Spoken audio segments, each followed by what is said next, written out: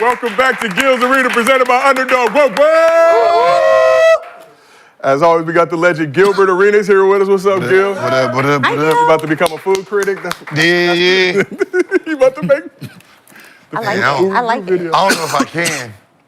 Why? Because certain foods mixed together, I'll throw up. I have, my palate is bad. So that's why you just do something simple, like we said. Sausage with mayonnaise, what was the... Yeah, that was and cheese. That's nasty. Like I ate a quesadilla and the cheese mixed with like the barbecue sauce that I ate right before that, threw all that up. Gross. You put barbecue I have a sauce. I know. Why would you put barbecue sauce on the quesadilla? No, not on the quesadilla. I had chicken wings, but then you ain't listening. Well, why are you mixing? I said you didn't say nothing about sauce. chicken wings. You didn't say chicken No, I wings. said the barbecue before.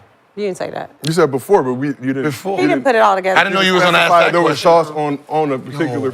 Thank you. Like you were dipping it in. Like, it only happens with chicken. We there. Like I eat it too fast, joint want to come up. I know, it's weird. That's a lot. Like if I'm, it's like let's say, Well, let's say there's sauce, like they got ketchup or barbecue sauce and it's been sitting there for like 40 minutes, my stomach will start turning, just smelling it. I'm with you. Certain things. But yeah, you got... Well, anywho. So good, I'm black. We got 4-time WNBA champion of the world, Sheryl Swoopes, back here with us. Listen, wait. You had your photo yesterday. You got your Gil's Arena Season 3 merch today. Oh, you didn't even have to go to gilsarenamerch.com to get it. How do you know I didn't? Did you? Damn. I didn't, but I'm just saying, how do you know I I'll didn't? refund Because we see in your box. Because I was Don't touch. I was gonna ask okay. if they gave you some shit today, but I see they did, so I was... Kenyon, I got time to be a messy. little bit at a time. No, A little bit at a time. Another grievance addressed, another wrong right. I was trying to be petty today. No, we got it. It's nice, too. Treating her like the WNBA, Damn. at least I could get some products from the W, though. And we got former #1 pick, current #1 domino player, Kenyon Martin. Yeah. Playing for eyebrows. What are you playing for? What are you playing for? Yeah, I'll let you. Oh, yeah, no, you want to get it in? I'll play for you, listen. Whatever. What are you playing for? Eyebrows? He playing by eyebrow. Oh, yeah, dude. I like mine. Talking about... Boy start stressing over there. Like, Yeah, look, people gonna walk around like this around here. I told him to bet his eyebrows. He left. Oh, wow. Playing for eyebrows here in the arena. Oh, yeah. But we can play right here on the arena. $100 for eyebrows, like, man. That 100, yeah. You can't roll it out. Yeah. I know. So, like, did he think he was gonna beat you? Is that why he was like, I'll take that bet? Oh, and I just showed them a picture of me shaving somebody out before from playing dominoes. So. Pay your debts. It wasn't the picture of the shaving, it was the left hand It was grip the way he on was the... Yes. like, don't you Don't show ass smooth. I knew he was going to try to renege, right? Listen, the game wasn't, domino wasn't out my hand good before I was on him. Gang! Yeah, he was like, it looked like he don't want the camera no. Yeah. His temple was making his eyes close because he had no pressure point. We was at the crib. You should have waxed him. No, so we was at the That crib. shit would have hurt. I had no time for him to renege. He just took a regular razor. Right to his joint. No reneging. Damn. Right? No. For all the fans out there, we still got 2 viewing options for you. Our traditional version, mobile, vertical version. Pick whichever one you want to watch. Just make sure you support the show. Here's what's cracking in the arena today. The Big Bodega hit a big bucket on the Raptors to endear himself even more to the Knicks faithful. Is Cat the second best big in the East right now? We know the Greek Freak got the top spot, but he's #2. Draymond Green says he's willing to come off the bench so Jonathan Kuminga can start. But with reports the Warriors are looking for another starter paired with Steph Curry, will the 4th-year forward be in the Dubs' long-term plans? And Chris Paul passed Jason Kidd to move into 2nd place on the all-time assist list. Where does CP3 rank among the best pure point guards in NBA history? But before we get into all that, as always, this show is brought to you by Underdog. Download the app, use promo code GIL, you get up to $1,000 in bonus cash, plus a special pick'em. As for tonight, Gil has some picks up in his partner pack on the Underdog app. Ladies and gentlemen, this is the NBA Cup quarterfinals. Come on, y'all, what y'all think? Dang, you went. You got 5 picks. You got Jalen Suggs under 2.5 3-pointers made. Mo Wagner. Lower 1.5 first quarter rebounds. Because he come in at the end. SGA, higher 41.5 points, rebounds, assists. He's always going to give you that 30. Little fluctuation, but see if you can make that happen. Jalen Williams, higher 22.5 points versus the Mavs. And Isaiah Hartenstein hired 3.5 assists tonight, also against the Mavs. How does everyone feel about Gil's picks? I know one of them up there. You know One, one right? up there? There's one. There's always someone that's going. There's one betrayal, always. See, I don't like doing those first quarter ones. I just got done watching Jalen Suggs play 2 consecutive games, and I asked KJ, when did Jalen Suggs become a shooter? God damn it. I don't even break you. I don't be the bear. Yeah. He was shooting them up, and I thought he was a Driver, He was driver and defender, right? Well, he out there shooting that bitch. But So you might not get that one. but he might have a bad game, though. I'm saying making 3 threes is. I'm saying you got to make. Yeah, I'm with you. He got to make 3 for Gil to lose, so that's doable. But I'm just saying he's been shooting the ball well. Yeah, he's been shooting a lot. Yeah. So we asked the chat, are you riding or Probably fading going Gil's to make- picks? Wait. Nigga, I don't know. He's going to make 3 68% said they're fading Gil. They are not rolling with your partner pack tonight. If you are rolling with it, though, you can win close to 15 times your bread on the Underdog app. 15 times. Just take insurance. Yeah, that Mo Wagner joint, He comes in at the end, right? brother out. But how many minutes? He comes in at the end, but how many But his minutes? brother out, though. How many? Yeah, but Franz Yeah, and you- Paolo out. Yeah, Yeah. that France was- and They Paolo both. Yeah, so come on, Gil. That's why you got to watch the Both Magic. Yeah, I don't know about that. with the same injury. That's just Yeah, crazy. that oblique, that torn oblique. That's some suspicious going on in But I'm just Orlando. saying, it's So Suggs has 4 made threes in each of his last 3 games. the Gil. bottom 3 I'm good with. The first 2, Oh, they don't have him. They still don't have him starting though. they didn't? Okay. But we'll see. You may get some luck. If you like these picks and want to ride I went into the play-by-play and everything. Yeah. head to the Underdog app. Because when does he come in? I'm with you now. I'm saying it could be a good, if he come in the game late to get 2 rebounds late, but Yeah, we shall see. he is a big. The NBA Cup I just back thought about tonight. it. He is a big. Since I don't watch Magic, yeah, obviously they gon' Told you. they gon' get Your me. league God damn it. Add them to your league pass. But as always, we do mostly. I got the Disney package, man. We do mostly at the end of every show. If you drop a good question in the chat with your Underdog username, and we use it on this program, $50 bonus to your Underdog account if you send us a video, mostlyfansgil@gmail.com. And we use that video on the show, $100 bonus to your account.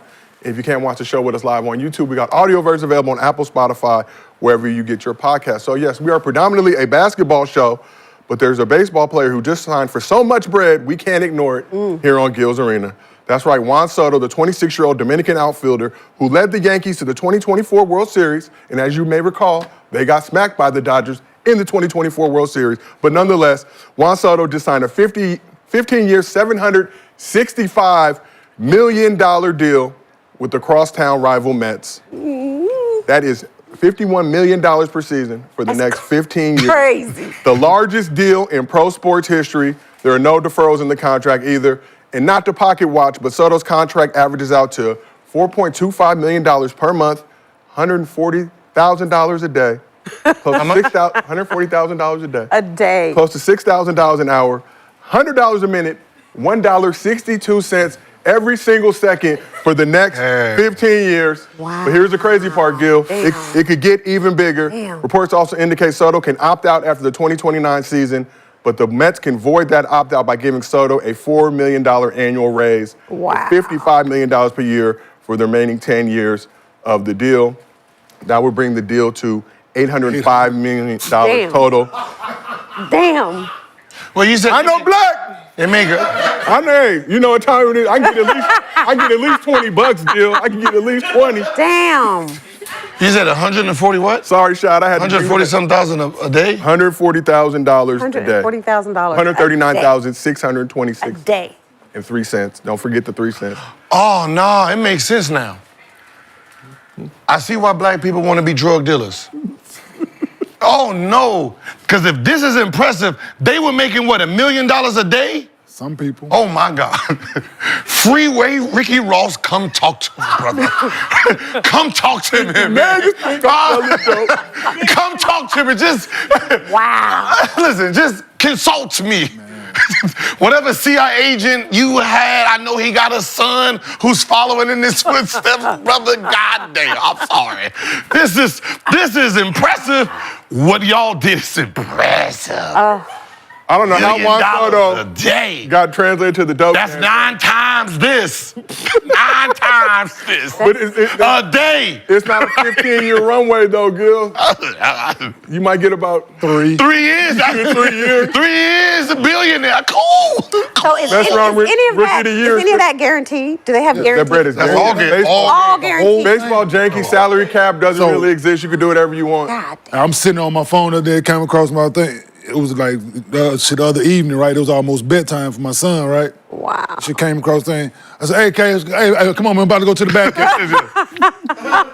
Hey, get that blue flame out. Career. Hey, get that blue frame out, baby. Hey, you We already finna- know. Dead ass, Jack. Oh, yeah, we got They still- they signed we got a long. young yeah, I think that number is travel baseball. This thing. equal to currently what Tom Brady and LeBron have made in their total careers. LeBron will surpass that in the next couple of years, but it's a couple $1 million more than what Tom Brady and LeBron made over the lifetime of their And contract. they played for 20 Wow. years apiece. At this point, Wow. LeBron in year 22.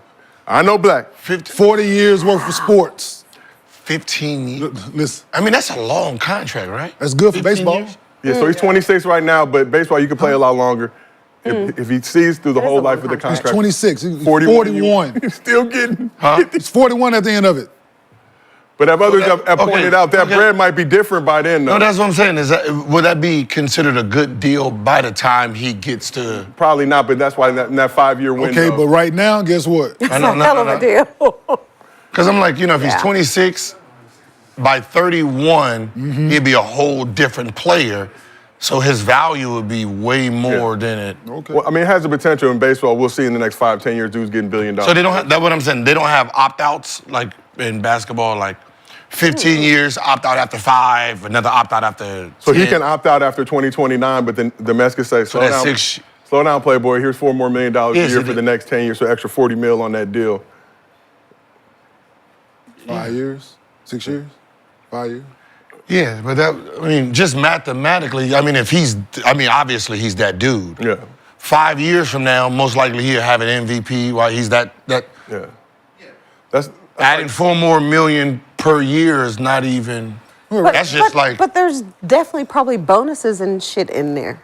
Well, that financial security right now, though. I know, I got yeah. 765. you're not going to sign it?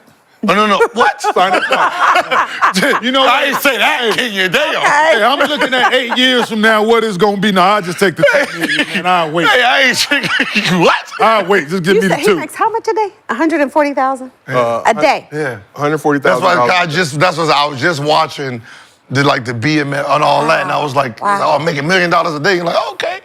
Wow. Hey, But he was is that $365 million a year? Wait a minute. But he wasn't. That's where that came up at. Like, damn. Yeah, but I'm saying, of that million, I'm saying them dudes probably keeping 200,000. They were shipping the rest. The other 8 was going. It was going back to. That. back to the government. No. The base, yes, the government, absolutely, of that field. And let's go fund another war in another country. But, Damn. yeah, crazy to hear. And producers reminded me, Magic signed that 25-year, $25 million deal back in the day. And He got out of it the first year, right? And that was crazy, but sounded great. Because back Chris then. Webber signed a $99 million deal for 10 years, and after the first year, he got out of that, right? Something like that. Let me double check. Yeah, them number 1 pick deals used to be crazy. Yeah. But the problem with it is, it seemed like it was bad for them because they were signing 9-10-year deals, and that, like Big Dog, that was his only contract, that rookie deal. That rookie Yeah. deal, right? Those were crazy back in the day. Crazy. What was Big Dog, like 8 for 64, something crazy like that? That was it. Yeah. You're like, fuck. I remember. So naturally, Yankees fans were in their feelings after Soto relocated to a different borough. So we saw a similar move last season after Shohei Ohtani dipped from the Angels to join the Dodgers and helped lead them to the World Series title, as you may recall, against those same New York Yankees that Soto left. But how tough is it to lose a superstar to a rival team? Oh, that's I don't know if, what's his name? Juan Soto, Where he from? Dominican. I know black. It makes it, yeah, right? He don't give a fuck about your rivalry. He wants his money. Right? I still live in New York. I don't have to move. Like Otani, like he's not from here. He don't give a fuck about who's who. Not at all. Right? It's just who got me the money. That's it, right? I don't care. Just give me my money. Yeah. So Y'all figure that shit out. seen tons of Mets go to the Yankees on the other side, so now it's kind of flipping. But it feels like obviously the Yankees are the Lakers of New York, Mets more closer to the Clippers. But who would get this type of contract if there was no salary cap in the NBA? Right now? Right now?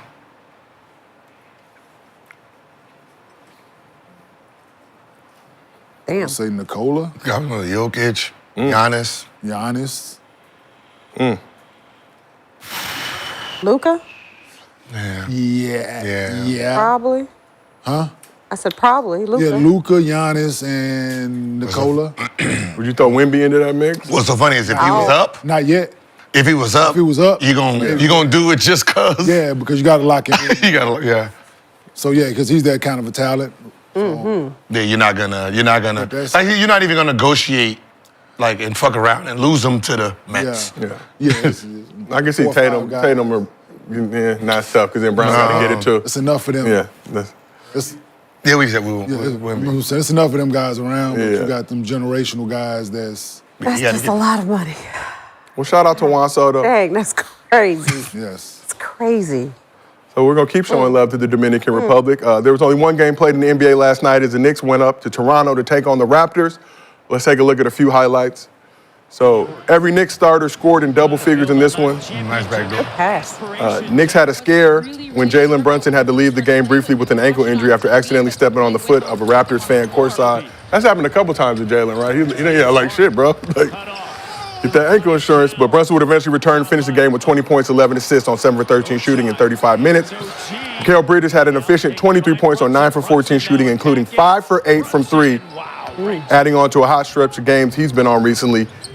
And showing love to the Dominican, the Big Bodega, Karl Anthony Towns returned to the lineup after missing the previous game with a sore right knee. He showed out once again, dropping 24 points, 15 boards, and 6 assists on 7 for 13 shooting. And with the Knicks on the 2-point lead, the game on the line, hit this big three with 6 seconds remaining. That had him doing every classic Knicks Selly known to man. Melo's 3 to the dome, followed by the classic John Stark showing the New York jersey on his jersey to the road fans. Cat could also be seen telling someone in the crowd, hey, next time, ho-ass N-word. Towns has become a go-to guy for the Knicks on a night-in, night-out basis. I can't find me, that's what he said. Just merely repeating, hey, next time. He was turned up. So Cat's averaging 25.1 points, a career-high 13.3 rebounds, 3.1 assists this season, while shooting a career-high 45% from deep. And his 20 double-doubles are the second most in the league behind Sabonis. So gotta ask you, has Cat played like the best big in the East besides Giannis so far this season? Yeah. So number 2 in the East? Number 2 big man in Adam Silver's Eastern Conference. 25-13. It's not really hard to do. Well, what is he's only played 5 games, so that don't matter. Who? Ben Sheryl. Yeah, Paolo. What is he? He'll 3. Yeah. 3, 4, 3, 4, 1, 2. Fuck it. Just 3, 4, 4, He's big 3. though, he's but big. Like he's But he's not a big. not a big. Yeah, because Giannis is leading the league in scoring. Yeah, Giannis. And he's averaging like 12, and shooting over 61. like 61% from the field or some shit. Probably in discussion for best big in the league. Obviously, if Joker wasn't doing what Joker's doing. But Still in the argument for it. Yeah. Still not, it's not even, no. Yeah, so. Yeah, it's not really, yeah. yeah. Yeah. No, he's been playing like it was, you put him in the conversation, he's in the conversation best big in the league, not just in East. That's crazy that you can be considered soft your whole career, right? And then you go to a city where they eat soft alive and he's thriving in it. yeah. Are you surprised, That's just, right? are you surprised at all to see that? Obviously, going from No, Minnesota, man, obviously a lot less pressure. Everybody, there's nobody on the You gotta play a planet. certain way. Yeah, huh? You gotta play a certain way, you put that jersey on, dog. I know, and that's the problem. No one thought like mentally like he would be able to stand, Yeah. New York's, pressure. Heaven 'cause forbid he have a bad month. Yeah. Then we'll see. Yeah. The bad months. Yeah. He have a bad stretch. Then we'll see. Yeah. When they got him on the back of that post, they done made a ripped the meme signs out of it. Absolutely, the Big Bodega, and they got people that then came up with some fancy cartoon of him. Sometimes a change Right? is what you need. Yeah. New Bring York that City out. Rats at the Cat or some shit And like that. obviously New York. It'll be something crazy. They'll come up with something. Trust me. Change his name from Cat to Rat. Ooh. Yeah, like, I'm just like but he's been playing well. But so when you put that Knicks jersey on, man, it just we know I can get in there. All right, we know I can get in there. So you have to adapt to it, or Yeah. And Gil, you've talked about what it's like going into Madison Square Garden on the visiting Amazing. team. But Kenyon, for yourself, what was it like putting on that Knicks jersey and playing for New York fans in the Garden? I'm the wrong person to ask, dog. I'm just being honest because Yeah. I play. I play like they like. You know what I'm saying? So I don't. It wasn't like I put the Knicks jersey on, then I started playing hard. Like no, right? You playing consistent, but just Yeah, but getting love, like even when I played for the Nets, right? I used to get love from the Knicks fans, right? My 4 Yeah, years, you forgot he was. right? My Yeah. first 4 Yeah. was over there, so it was getting love from them then, and then just happened to put that jersey on now, and mother like, man, shit, I'm glad you're on our side now. I'm glad you're on, because I would love to know my 4 years with the Nets, how many times we lost to the Knicks. It might have been. Please look that up, Steve. Yes, sir. My first 4 years, how many times we lost to the Knicks? Not often. More so. But for people to have in question about how hard you play, or people called you soft and all that, and for you to so far this season be able to change the narrative that people have had of you, it's great for him. You know what I'm saying? But no, for me it was shit. This is the way I play every night. yeah. So it was never going to be a chance for you to boo me or tell me it just wasn't going to ever happen. Because for one, my game is never predicated on making shots or missing shots.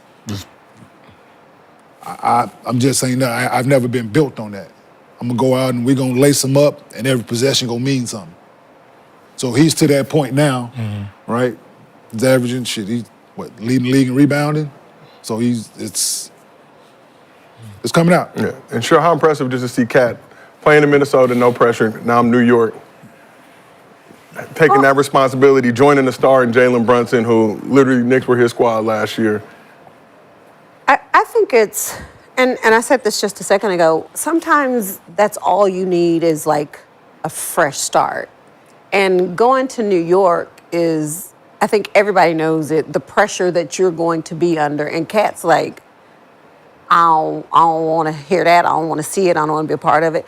I think it's impressive. And then you have Jalen Brunson, who probably welcomed him with open arms. And to me, Jalen Brunson's a really, really good leader and good teammate for Cat to be able to play with, to play alongside. And I think Cat's having a hell of a season right now.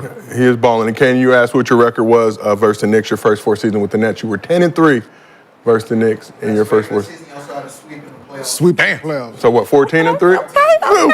So yeah, they loved you. Okay, Yeah, so sweet. the point I was 11-3, 14-3, including playoffs. 15, 4 games. What? 11. No, so he was 10-3. 10-3 in the regular, 10-3. regular season, 10-3. You had the playoffs. And he swept them for 14. Yeah, we bought Broom out foot to ass. I had 36 and 13-5, game 4, on their floor in the Garden. Who was on that team? Was that the Eddie Curry team No, it was before him. It was the old niggas. My bad. in the playoffs? I thought you said Knicks. No, I said old I did niggas. too. Okay. I did Okay. too. said it was we'll old just- niggas. okay, that's. That's 3.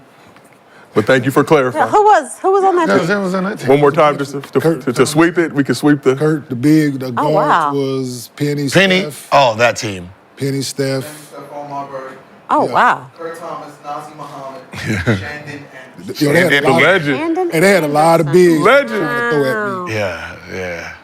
I remember that. Shandon and Vin Baker. Right?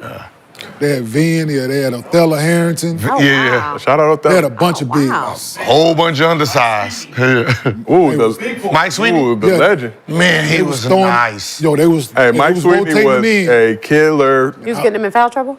busting their ass. Yo, They just kept rotating them in, huh? busting they ass. So they tried to put small guys on me, Shandon. Man, listen, it is. But to my point I was making, if you play the way we played as then, and how certain guys that put their uniform on, they adapt to you, right? They gravitate towards a certain kind of playground basketball, right? They like for you to play like you playing outside, right? You know, the only flaw of a Knicks fan is they love basketball, right? No matter who playing. That's the negative. Yes. It doesn't matter who is giving them the great basketball is the problem, because imagine you a Knick point guard, right? And Steph Curry's coming in there. Steph Curry hits a few threes. Knick fans is, oh shit, it's gonna be a. So they cheering. Oh no, I was there. This motherfucker fucked up. Like, yo, wait a minute. Oh, no, hey, no, I was there. I was there. But that's what it is. What are you scoring us? 55? 54. 54. Who's Steph? Oh, breakout game, absolutely. I was there. I witnessed it firsthand. Absolutely. Saw it first goddamn hand. That little light-skinned motherfucker got caught fire in that bitch, man. But that's what I'm saying. And they got the going in there for him, like he at home. And like he was at Oracle. Yep. Better than Oracle. You know what I'm saying? It was like he was at Oracle. I know. It felt a little bit better. And it was, so to your point, absolutely. Like, I used to just see it on their face when a star player gets in, you got to guard, they guard the dude, and that dude like, hell yeah, bucket. Start walking down the fans like it's like, no, y'all don't know how to be fan. This is not how you do it. You're supposed to be booing that man. Fuck him. Fuck him and his jersey. Yes. Right? They not man. You're not supposed to be cheering. They will turn on you. They'll turn on you and cheer for the Steph Curry. Yeah, you can't do that you can't do that. Like I know you enjoy the greatness of the game itself because you're a purist, but there's no. Treat him like Trae Young. As you point out, you were at that game. Was it February 27, 2013? Steph, 54 points, 7 assists, 6 rebounds. He was 18 for 28 from the field, 11 for 13 from three. In that game. No, man. Damn. Listen, he in and out, behind the back, in front of our bench. But Knicks got the win, though. Boom, boom, and went and shot that. I was like, who is this? Right? I was, man, that was my first time seeing him up close. I was like, hey, man, this boy finna change this. So we asked the chat, is Cat the second best big in the East after Giannis? 65% said yes. 28% said no. But 6% said he's better than Giannis. Okay. New York fans, I respect it. Absolutely. Okay? Stay with y'all. It's okay to be delusional. All right, but Who would be? The other person? No, I don't know. They Who would be second? I don't know. That's why I was like, who? The 28% is going off of 28%. Who's the second? Oh, yeah. So you asked question. Yeah, and I will get their answer and find out Mobley? too. I shot a lot of free throws that day. Damn. Huh? Well, still not he taking not home playing. lead. He just we said Curry. yes, but Mobley, yeah. You got to get out He there. ain't really. hey, yes. He ain't really playing. Yeah, like yes, but he's not. Yeah. Yeah. I mean, hey, that's like vote. Hey, listen, that's like voters. He's hurt, but he's still playing. So yeah, we know Embiid is him. you're not wrong. Right? The couple games he has played with 34, and then he played the other day, he had 19 in the second. So, no, it's not wrong. You're not wrong at all. But he got to be out there. All right. Cat has been available, and most important. That's what somebody said. Yeah, Embiid, but come on. Yeah. Yeah, that's. He ain't been playing a lot. We ain't even factor him in. No, we can't at this point. He wasn't even an option. Not at this season. Yeah. So, Sheryl, you brought up Jalen Brunson, so let's give some love to Jalen Brunson. After being dubbed the king of New York for leading the Knicks to a second-place finish in the East and making his first All-Star and All-NBA teams last season, Brunson took a pay cut this summer to help the Knicks build a championship-level roster, has sacrificed his own stats and potential individual accolades for the good of the team this season. So after averaging 29, 7, and 4 rebounds last season, Brunson averaging 25, career-high 8 assists, 3 rebounds so far this season. He's taken 4 less shots per game, but shooting a career-high 43% from deep. So how much credit does Jalen Brunson deserve for sacrificing his own individual numbers for the good of the team? What? Yeah. Go ahead, Gil. Is he sacrificing? He averaged I heard 8 assists. I heard everything you said, but He averaged 8 assists. the majority of that was without Randall. What was he shooting when Randall was there? Oh, let me pull it up. You know, so that's Yeah, but he is that- averaging 8 assists though. So Huh? he is averaging 8 Yeah. assists. So that's a career high. So You want to see with Julius Randle last season? Yeah, what he was averaging with Julius Randle, because you know if there was another player there, it seems like he does. You know, He will defer, but I'm just saying coming off of a second-team All-NBA season, trajectory or scoring should be going this way. It's my team I but run. he still can make it doing this though. Yeah. no, that's exactly. a selfish. That's a selfish player doing that. Yeah, so he can still he still can make second team averaging 25 and 8 5 Yeah. and 6 So he, with Randall with round 25 and 6. 25 Last and season? 6. So 2 more in assists. their careers. So last season it was 27, 7 assists, 4 rebounds in 44 games. Oh, so last year. Yeah. Okay, so yeah, so, So he was Yeah, so, my bad. So 2 less points. So he still can make all NBA doing yeah, this. yeah. Yeah. So he is an all NBA averaging 25 and 8. Yep. Absolutely. Yeah. Yeah. Absolutely. 8 all assists. NBA Yeah. player. So no, this But just But that's the point of it. When your team gets better, your yeah. numbers are supposed to go down. Yeah. absolutely. You have to like people don't factor that in. Like Yeah. if I'm averaging 35 and by myself, and then you add 2 people, and I'm averaging 26, I didn't get worse. I got Yes. better people with Yeah. me. Got better people around. better- me. Yeah. Because if I try to don't average have to do 35, as God much. damn it, I'm selfish Yeah. in the bitch. Yeah. Yeah. like, Yeah. Yeah. So Sheryl, you play. I'm not calling the Knicks super team, but you played on the super team, won 4 chips in the WNBA. How were y'all able to come together? And was there any conversations about who's getting shots or whatever, or was it just natural flow of the game? No, it wasn't a conversation. It was. It was 3 people shooting the ball. Yeah, I mean, it wasn't a conversation of, all right, so tonight it's your turn, tomorrow it's your turn. I mean, we just played basketball. Like, at the end of the day, for us, it was about, like, winning. It was about getting another championship. It was about getting another ring. So if you got to average 30 this season, then you average 30. No. But it also wasn't just about the scoring, right? Like, we played both ends of the floor, and I don't know. It was just different. And number But it was 14 just- shot the but ball, we were number just 22 different. shot the ball, Yeah, number 7 shot the ball. but the other players on the team though They contribute. understood Yeah. Absolutely. what their role was on that team. What is that? Go, Sheryl, you got her. You got her. No. But you know, yeah. You need some water. It wasn't. Hell no. Running down the marathon, something like that in the marathon, right? She run down the side of the court with her like, Soon as she, because you know they didn't have fans in your city because it's WNBA. They didn't have what? Fans, air conditioning. Doing it, girl. That's what he was saying. No, I just assumed. I'm just assuming Don't that assume. if the NBA had air conditioning, y'all probably just had. Don't assume. Don't assume. Don't assume. No, I'm just laughing because we see today like the NCAA men's locker rooms, and then they got like the 2-3 weights in the closet for the women. That was during the pandemic. No, but it that just- was some years ago 4. when they got when 4. they That was called 4. out, yeah. So imagine 20-something. I don't understand what you're laughing at. Sheryl, I don't know. I'm laughing at.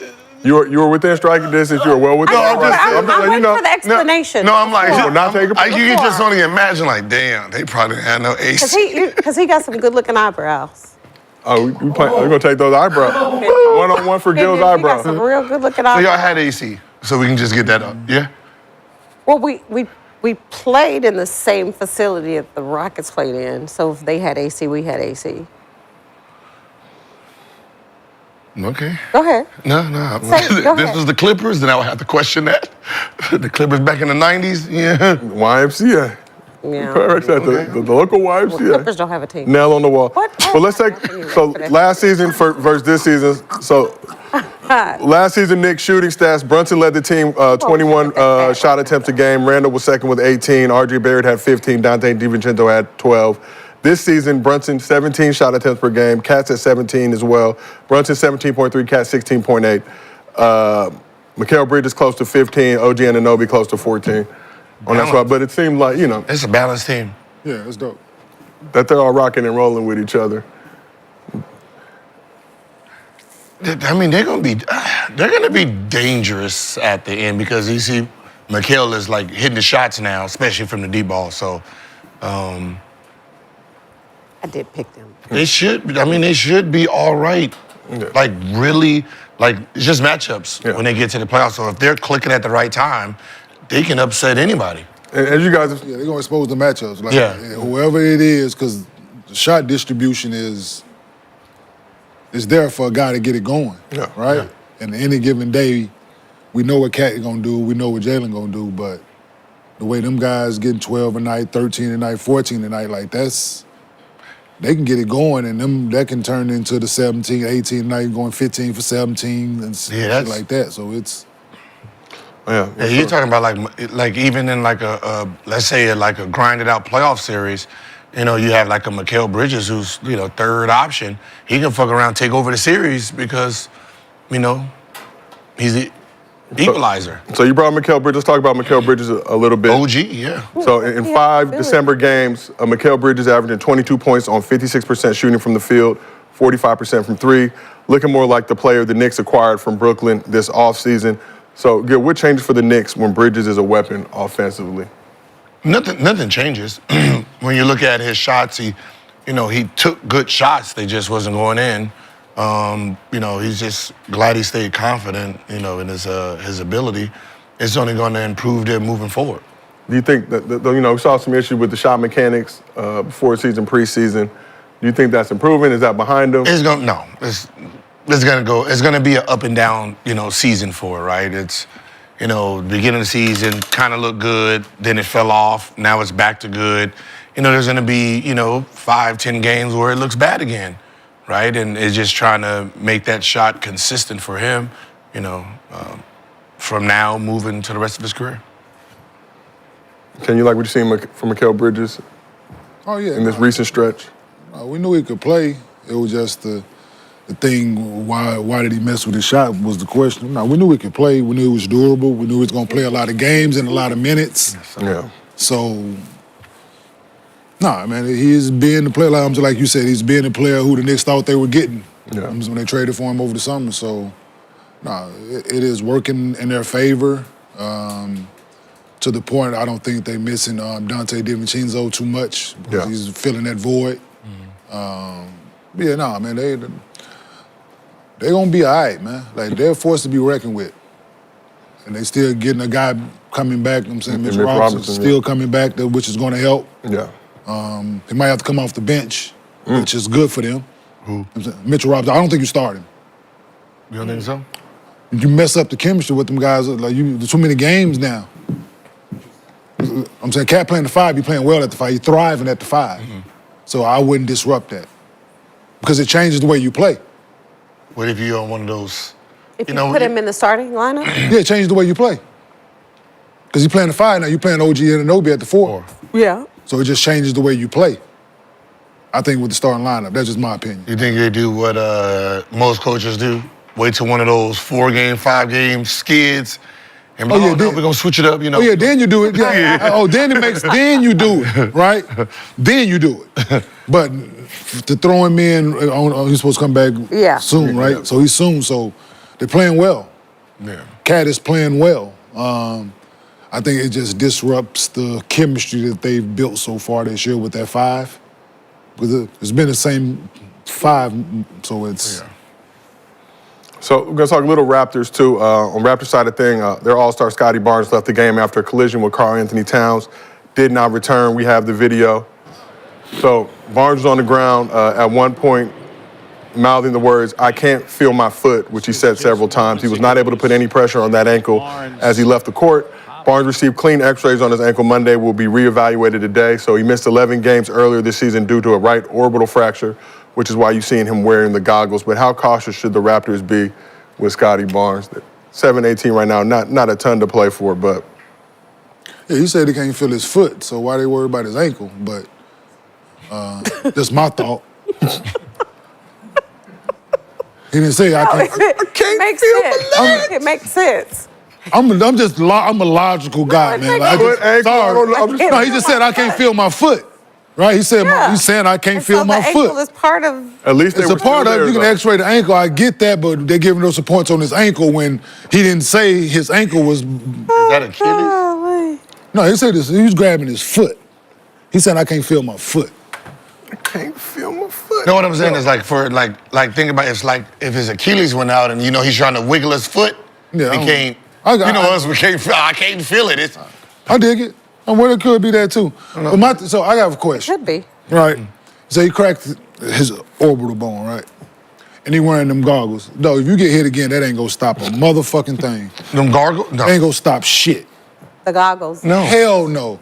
Got my nose broken, got hit in my shit again doing it again. Listen, Jack, man, listen, I'm gonna go sit the fuck down. Then they give you the Zorro mask. Man, That's what you need, the Zero man. Playing that motherfucker, bro. That shit. Did it? Yeah, but even Ain't wearing deterring that, if nothing. you get hit again. How that's not uncomfortable? gonna I know protect Kobe wore it for a straight. How uncomfortable I is that tried Zorro not to mask? wear it and they Yeah. told me I can't play. I just imagine how hot and sweaty it gets underneath it. So I tried not to wear it and they told me I couldn't play. So you said, all right, I'll wear it. Yeah, I would. That shit bad, but it ain't gonna stop me. I never had to wear goggles. But does that like mess with your vision? I'm not, the mask did, Yeah. but I couldn't imagine. I wasn't wearing no goggles. The regular goggles. You're not a goggle guy? What? You look, that's disgusting work. You look disgusting. That's the only person. About the look? Only person that did work in goggles was Amari Stoudemire. Facts. Didn't Kareem As wear much goggles? as And you saw what he did when he got ready to shoot free throw. yeah, Pull them bitches up. He did. shit. Fuck Pull them yeah. bitches down. Goggles? Kareem. Kareem didn't play in goggles? Kareem. My bad. Cap. I'm just saying. My bad. I forgot about Cap. I mean, he made it look good for people to try it again. Did but, he though? You know, like I know. I don't know. But he had to them joints was like, I'm just saying, but he was still giving people work with the goggles. them joints, yeah. did he start with goggles? When did he? No. I think you got something to the eye. What year? I poke. What Poked in year? the eye. Yeah, but Yeah, 'cause if- goggles Was disgusting. that at UCLA? Because I thought he I spent. wouldn't want I to Yeah, thought it was at college. UCLA and he spent a ton of time in the Jules Stein Eye Center. Like Yeah. he had to like sit in the In dark. college? Let me double check. Oh, so he came When from he started wearing them? Huh? Amari didn't go to college. No. Not Amari. We're talking about Kareem. Oh, I'm sorry. Well, you're the Kareem. Oh wait. I thought he started. Fingernail in his eye from Don Nelson suffered a corneal abrasion. Kareem. In the And what year? I pros. think 74, 75, I believe. Yeah, he was in. Yeah, that's no. So he was already MVP's MVP. Yeah, he was. But getting that. Yeah, we getting worn him in Got the the goggles 70s. on. That's disgusting.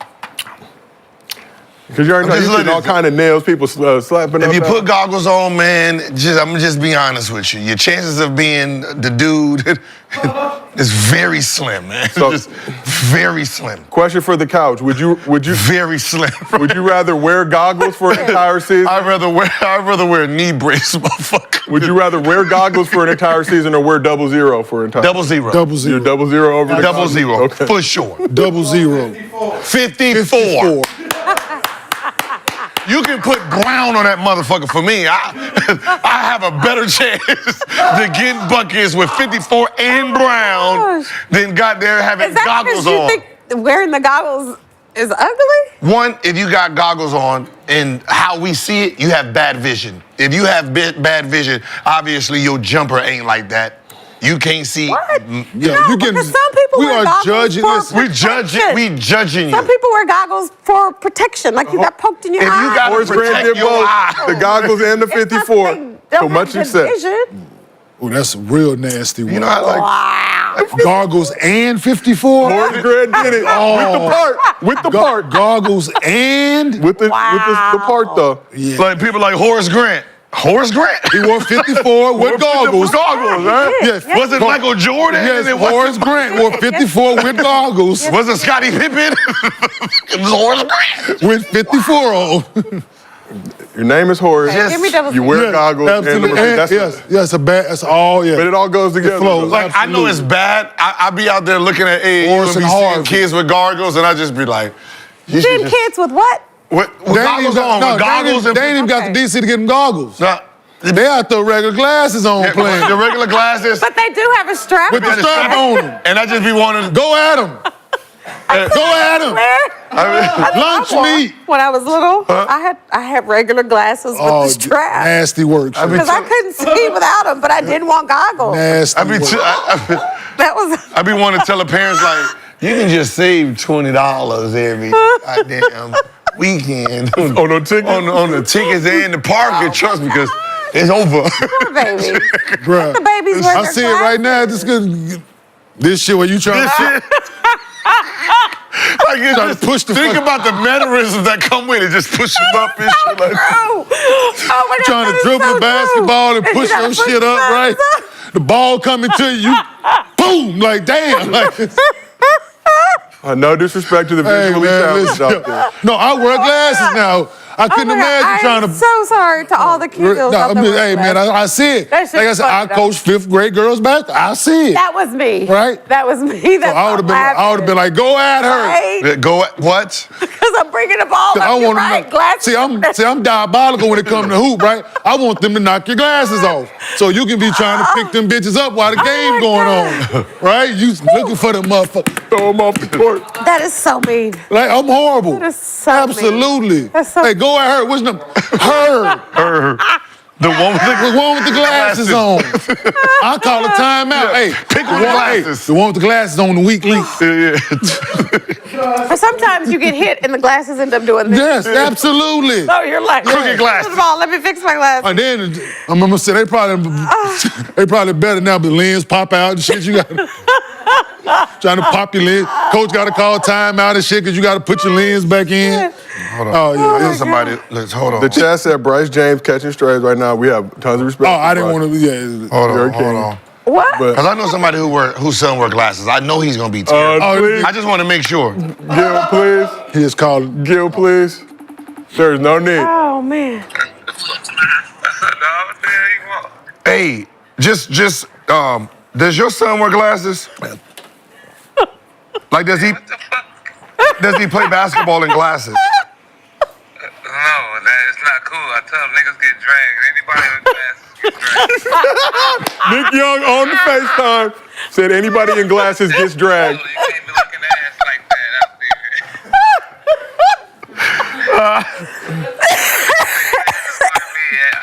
Yeah. Oh, my God. This is Nick talking about his Oh, son. I'm sorry. That's funny to me. Anybody with glasses get dragged. Does not allow his son to play with glasses. He said, man, you can't wear glasses out there, man. You're gonna get dragged. You just can't see, dog. You just gotta figure it out. Oh, my God. Aim for the one in the middle. Absolutely, Y'all man. hurt me. with that. Be out there just. What? Squint. Hey, man, go get the baby. You better squint.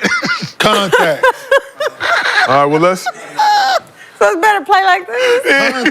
Contacts, man. Hey. You better get squint. But that, hey, it might take us all day to get him in before the game, but hey, son, you gonna miss school today. We got to put these in, Oh, my God. right? Hey, you Poor gonna wear these baby. contacts, dog. Let's keep this thing moving. Busy mornings, late nights, working through minute. lunch. We might have another Hold on. one. All right, I gotta start from the top because we got Funny. bag-related Go ahead activities. while he look it up. Let me- Okay, let me do it now, Gil. Hold on one second. I'm here with Busy mornings, late nights, working through lunch. Life doesn't always leave room for a balanced meal. That's where Huel comes in. This podcast is sponsored by Huel, spelled Huel, the world's #1 complete nutrition brand. It's a complete meal in seconds. Just grab, sip, and go. No more skip meals or unfulfilling snacks. Huel makes it easy with nutrition that fits into your life. Try and get 15% off with the code GIL at Huel.com. Unlock a healthier, easier way to eat with Huel Nutrition Complete Meals in Minutes so you can focus on what really matters. Gil, now that I've done the Huel read, go ahead. Hey, does Legend Oh, shit. does Legend play basketball with glasses on? Goggles. He wears goggles. He's calling Brandon.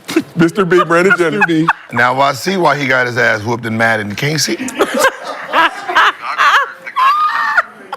They're subscription. Huh? No way. I said you can see with the goggles on too. That's okay. We know we over here talking about how like people who wear goggles get dragged. Cause when you're on the court and somebody got goggles on, you drag them. Mr. B, Y'all are Brandon so Jennings, mean. currently on the phone right now. Y'all are so mean. Who has been dragged that has goggles? Everybody in everybody. That's not true. He said he Horace was right. Grant. That's So you got to put contacts on, man. You got to get the contacts. LASIK. Bo Outlaw? Ooh. Bo Outlaw. It's Bo Outlaw. No, Bo Outlaw. His mama named I him agree. Charles. I agree. Yes. Charles Bo Mama Outlaw. named him Charles. I agree. Brandon, You I'm here agree with he got drafted? No, he did not. He averaged 2 points. Listen, hey. What? He did So not. there's a story. There's a story I heard about Bo, Kareem. right? I said Kareem. Yo, Kareem? Yeah. somebody told Bo. Hey, No, Bo, he did not. Stop that. Sure, somebody told Bo, hey, Bo, Tell you him put the playing hard, but you killing us. You tell us that put the contacts in, man. You playing hard, but You playing y'all hard. gonna leave Bo alone. He gonna be targeted, man. Me and Bo went to the same JUCO. Leave Bo alone. Sosa used to wear. No, hey, listen, man, he got to the league with that. No, I know He played in the NBA with that. I know he did. I'll see you after the show. So Gil's called Nick Young and Who? Mr. B. Reggie Jackson, and he got a ring. Yeah, tell him, B. Reggie Jackson got 80 Nah, million. for, He was He's wearing still an Nuggets. Oh, athlete. he said Reggie Jackson got 80 million. He got glasses. We're talking about Reggie Jackson. Okay. Philly right now. All right. got a ring. He don't And he need got And it. he got a ring. Hakeem You don't Hoopty need him? Goggles. Tell him, B. Oh, he James, can big game James Just Worthy. do it just because. James Worthy. He also wore mismatched shoes just because. Buck Williams Yeah. back in the day. James Worthy. Big game James. But Kurt Rambis did too. All right. You saw Kurt Rambis. Kurt Rambis did too. You can't take So Kurt Rambis. there's 5 guys that we didn't name that wore out of 400 I didn't hear any good ones. big game James. I heard you say Kurt Rambis and motherfucking Bo Outlaw. Like, James James Worthy. Worthy. What? Hakeem. James Worthy. Hakeem. James Kareem. He didn't. Hakeem. No, Hakeem didn't wear no glasses. Those was different. Hakeem wore goggles. Those shits was tribal or That's something. what I'm saying. It was Not a every trifocal. That don't He count. wore It was brief. That don't count. It was a wore brief them. stint. It was a Brit, like he got He wore pulled. them. Not consistent like Kareem. No. Not like James Worthy. And he the only one with the Okay, photo with the it's goggles on his like joint. He only used them when he had to. No, And Amari Hakeem, you're not gonna Stoudemire. do that to him. Y'all It's like let the Amari. babies wear the glasses. Something happened. Amari got his retina. Like if he But gets he still scratched wore again, them. He still wore them.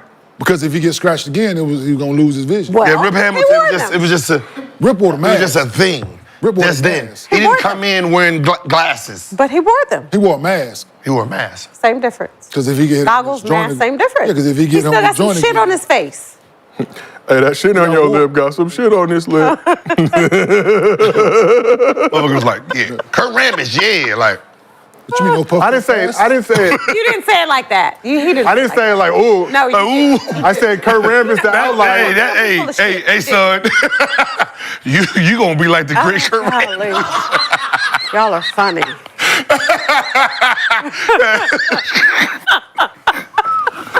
Kurt Rambis getting slandered. Well, on no, the I'm North just saying, you talking about like looking up to something.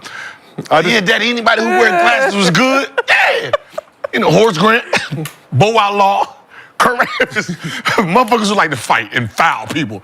There you go, son. Hey, be aggressive.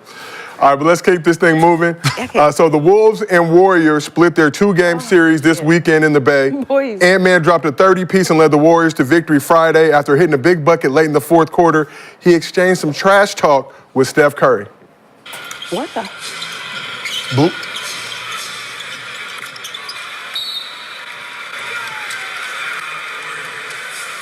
Ooh.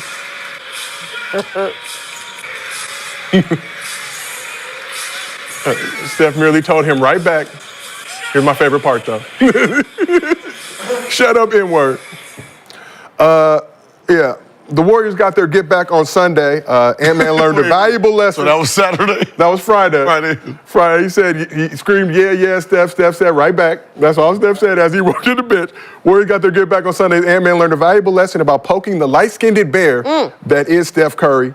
So Steph finished with a game-high 30 points, along with 8 assists and 4 rebounds. He was 5 for 11 from 3 in the game.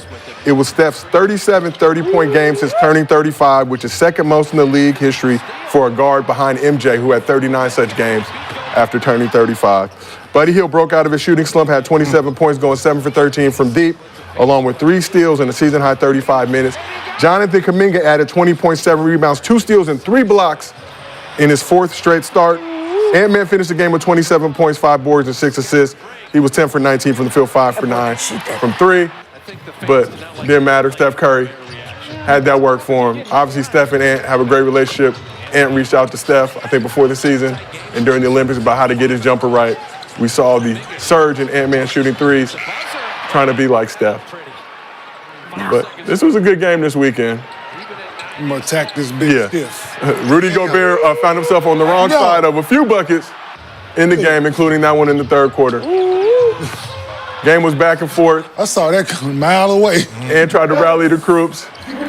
But Kuminga, and it wasn't over for Gobert. Yes, late in the game, he got back screened. Draymond took him to the cup, then pulled out the night-night celly. No, stop right there.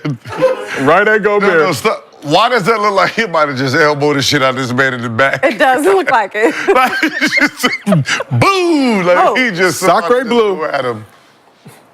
Gobert barbecue. Draymond got to give him some love. Did not choke Gobert in either of those two games. Don't do but Don't do that. Very chokeable. Rudy, a very chokeable human. Don't do that. You know, you see Rudy, I can. Let's grapple. But let's very chokeable. Let's just grapple real quick. Some light sparring for some cardio.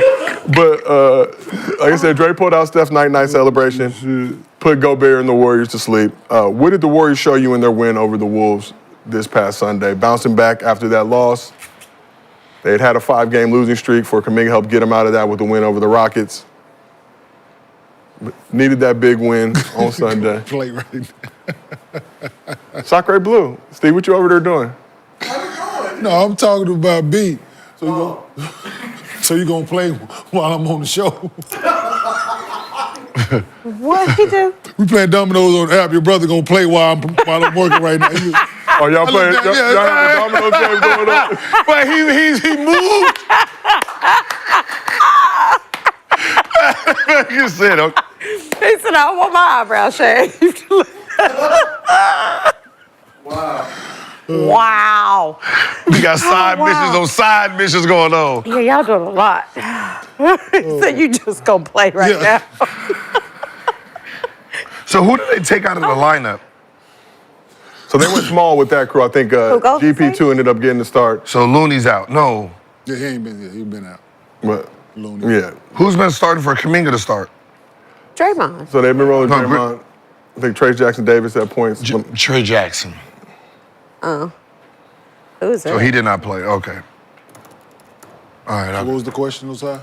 Just, I don't even know. What was the question? Sorry. I already got my check for this one. But what did the Warriors show you in their win over the Wolves Sunday? No. They've been playing well so far this season, man. We knew they was going to bounce back. They wasn't going to stay in that slump they was in. Listen, they got Steph Curry. What you think? They...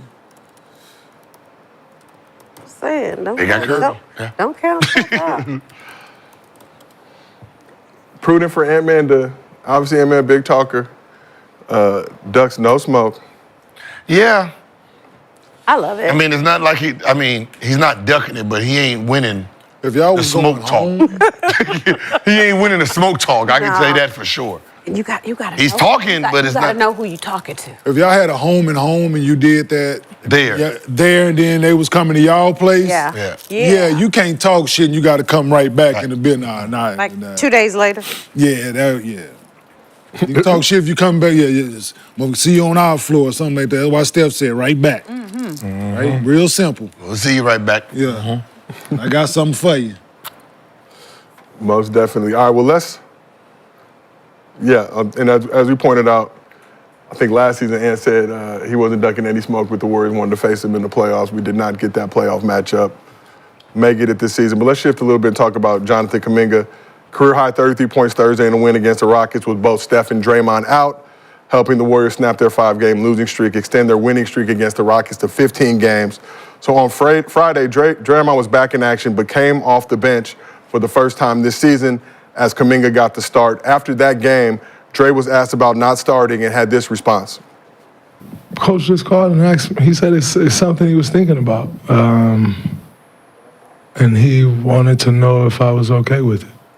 Of course I'm okay with it. I have been one of JK's biggest fans since he's been here. And so if he has an opportunity to start, you can't be hypocritical and they're like, yo, we want him to start, but it'll be for you. And you can't be like, it's not for me. Like, that don't work. Like, I'm a fan of his. I want to see him do well. So if his opportunity goes through me, then it is what it is. You know, that's his opportunity, and he earned the opportunity. I am a product of my vet being willing to take a back seat for me. So you gotta give back what came to you. That's what this is about. I mean, you term. So, Bo, Dre, and Kuminga started on Sunday, and the win is Kerr went with a small lineup. But what's your reaction to Draymond saying he's willing to come off the bench for Kuminga to start? No, that's big in what the last part of it. So that's how he got his opportunity, right? So for him not to forget that, because we can all get jaded. I'm saying he's 4 championships in and made a lot of money, been a starter for it all, right? We could all get jaded in those moments and get lost in it. So now for him to be aware of that and to buy into it, no, that says a lot, man. And for him to, this is what being a leader is about. Mm-hmm. Right? You can be vocal, you can be all those other things. That's our leader conversation. But this is what a leader is about. 100%. And we've never questioned what that about. I never have. No, I've never questioned 100%. Draymond's leadership, right? Never. Yeah. Whatever he had going on, no matter what was, all the antics, the fights, the choke, whatever it is, I've never questioned his leadership. Yep. So this is prime example of that.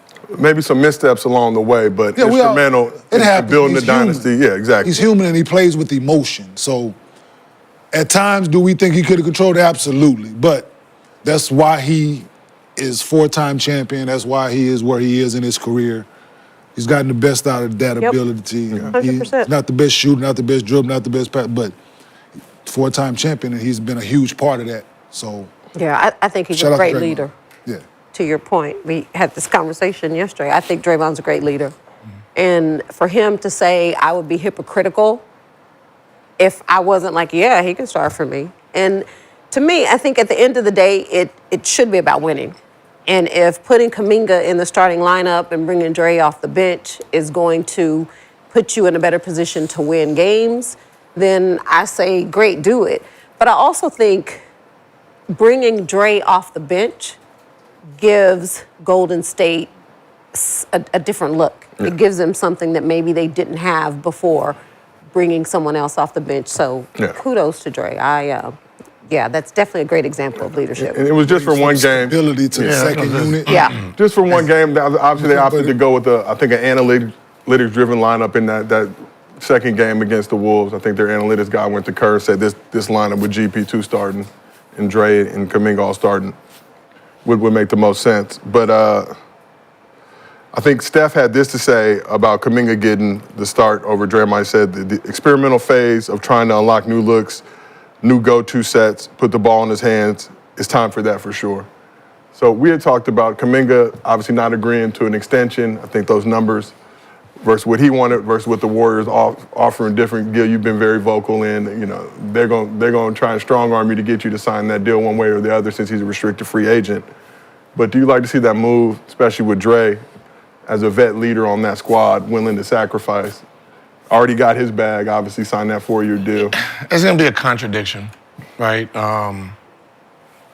Kuminga's a scorer, Draymond's a facilitator. So when the starting lineup starts off slow, it's going to be, because it's still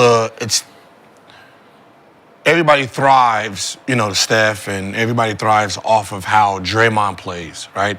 He sacrifices his scoring for everyone else. So when the starting 5 is not playing well, the only look will be Kuminga to remove and bring him back off the bench because he's focused on scoring. So I don't see it lasting because if they lose 3-4 in a row and they're starting off bad, they're going to look at him like it's his fault, no matter how good he's playing. It's been one game. The one game that they did play, they lost. Yep. So they don't really have any real measurable on it. The game he did take over, they wasn't there. Against the Rocks when he had that 33 piece. And I'm pretty sure after that 33, it's like, oh shit, this is who he is. Let's start him. And then they end up losing that game. Yeah, I think he had like 13 in that first loss. And was 6 for 17. 6 for 17. Draymond came off the bench 50%, 10 points, 6 assists, right? He led the team in assists coming off the bench. Yeah, and then you put them together on Sunday. So Kuminga it's one of those things where you can see Kerr backtracking on this move, and it's experimental for a couple games, and then he'll probably try to figure out what his lineup is. So I'll add another interesting element and layer to the Kuminga situation. Reports the Warriors are interested in bringing in another star player to pair with Steph. For that to happen, it would likely mean Kuminga being included in the trade. Does it feel like the Warriors are trying to maximize Kuminga's trade value? They had him on the bench early in the season. Now he's going on to start 4 straight games. Trying to showcase him a little bit, perhaps. That happens. Yeah, I'm saying, have you guys seen that happen on a team before? If they're really thinking about You never making a seen trade never. for him, yeah, you want people to see what he can do. Have you seen that go down? Where Oh, no, yeah, of course. Like, if you're trying to trade somebody, you know, when we see those random dudes out there, like, damn, he ain't been coming off the bench. He got 35 minutes, got 20 points. We're like, damn, they should start him more often than he's traded the next day, right? So they want to, they show people that you're in shape, not even shape. You're not hurt. You can play.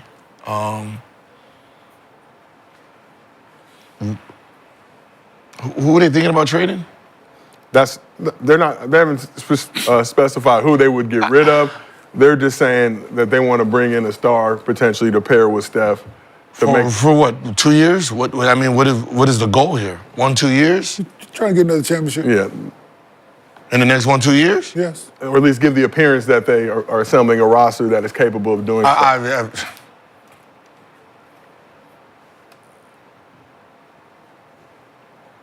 And that's what I'm saying. Unless you're trying to win it, like you literally, I want to win a championship. Like to give him his 5th, makes sense.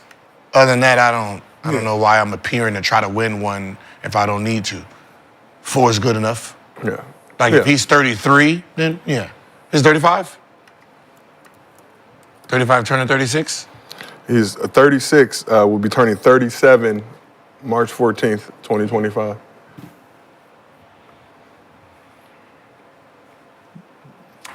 If that is the case. Yeah. That is just, And I guess the question is, should the Warriors still be prioritizing keeping Steph happy? it ain't about keeping them happy. It's about winning, bro. But that's my point. Like he said, he wants to be on a competitive team. He wants to win. Okay, well, they competitive now. Competitive means just going out there just Yeah, playing. they want to have a chance. They don't want to be where they have been in previous years. He's under contract through 2027. Yeah, so he won't signed have that a chance extension. until he done. That's what you. I think he's gonna play them out, and that's gonna be it. You think he's what? So he's done 2027. You think he's going to play out so. this contract? I think so. Who, Steph? Yes. And you think he'll retire? Yeah, he'll play these 3 years in the last. This season, the next contract 2 seasons out. Yeah, this season, the next 2. Sorry, and how old is he? He's 37. He'll be 37 in March. 37 in March. Yeah, be 39, turning 40. The way he play. Yeah. Sometimes I'm saying you're gonna trade your future guys to bring in a star. I mean, depending on how young that star is. But don't be telling me you're trying to bring in what, LeBron or somebody in their high 30s also. That's just dumb. It's just dumb. Like you bringing in a young star so when Curry leaves, he can take over. He takes over. Right? Because at this point, you're trying to. Like he can still be the number 1 option, but you're trying to have a 1B that can just the very next year be 1A. Right? And just carry the load. And Curry just has his moments throughout the season. Yeah. You don't need Curry trying to carry the load and win a championship. Well, I mean, it's the same thing we said about LeBron. Guys getting up older in years can still be the, quote, number 1 option on paper, but you want to have that guy. Like when we were, like at the beginning when we was winning, AD was doing 80. That's... Yeah. And AD's still balling. You'd like to think now when LeBron leaves, AD's going to take over that franchise. Doesn't feel like the Warriors have that situation in place right now. It feels like kind of when Dre and Steph ride off to the sunset. Yeah, they don't have all NBA player other than Steph right now, but It's like they don't know what it seems like they don't know what direction they want to move in. They have an idea because like, okay, he can still do his thing. Do we try to build a championship? But by the time you get championship ready, yeah, he might not be in championship form anymore. Like you got to realize like he's about to be 37. Like next year's 37, 38. If you don't win it then, the following year is 38, 39. And Warriors kind of in a tough spot, 5th in the West. Yeah, 24 months. from this season. Yeah, from this season, 24 months, and you're talking about a whole different player. Warriors 5th in the West right now. For that 5-game losing streak, they were up near the top of the Western Conference. So they've shown flashes and potential in what they can do. But if you're Steph now in this situation, Kenyon, like you said, I only got 2.5 seasons left. You think he just stays? And if you're talking about like the perfect person right now for him, Giannis. I mean, when you're talking about age and dominance that can just turn over, probably Giannis. That's not in a situation where he's stable. Other than that, there's really nobody out there that can put him in a championship contender within the next 2 years. You're gonna need multiple pieces. Yeah. And asset-wise, they probably don't have. I mean, in order to bring in Giannis, what you'd have to give up. Yeah. Yeah. Yeah, that part. What about we talked about this, obviously you talked about Embiid yesterday, but what about somebody like Embiid? No. Or is that just too much of a gamble Yeah. based on his... Yeah, because you don't know how much he's actually going to play. Yeah. Yeah. Kenyon, obviously you watch every Sixers game for the most part. Yesterday, Gil said Embiid's knee looks like a wheel with no brake pad, basically, trying to stop. What are you seeing from him out there? Obviously, only played one game. That big three finally playing one full game together. It looks, he's wearing a brace for one. And it looks bulky, it looks heavy. There was a play early on, and he was kind of scared to land on it, so both feet, you could see him, he got scared. He hopped off of it, right? And he fell for no reason. Yeah. Right? So mentally, you can tell like he don't trust it. If it is right, he don't trust it, or it's not right. Mm-hmm. And so, shot a lot of jump shots. Yeah. Was very aggressive. Yeah. Was very, very aggressive for it being his first game back. No, if he is healthy, man, we know what he can be, man. But yeah, no, it just that knee didn't. It didn't. To me, it didn't look stable at times. And he still had 30. Mm-hmm. Yeah, and he still had 30. Yeah. That's what I'm saying. I'm looking at it. I'm like, you're missing all this time. You didn't have the whole summer, right? You started off the season and start, right? There was no surgery. You're coming back, and the way you look, I'm like,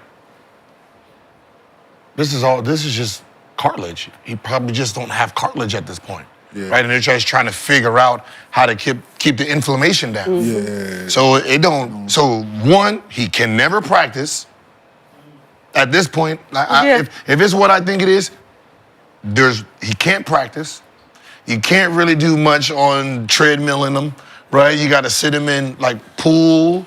Right, he got to get all of his cardio, low impact. If you have the Ultra G. If you have the Ultra G, try to put him on that. But still, you're still doing something. Other than that, you got pool workouts the whole time, and you're trying to keep him off his feet. So why would a team trade for him? Because they don't know. They don't know what we know. Well, You think I'm about to give you all this? But they know he's injured, though. Yeah. He's all right. Just had a little tweak, a little long practice.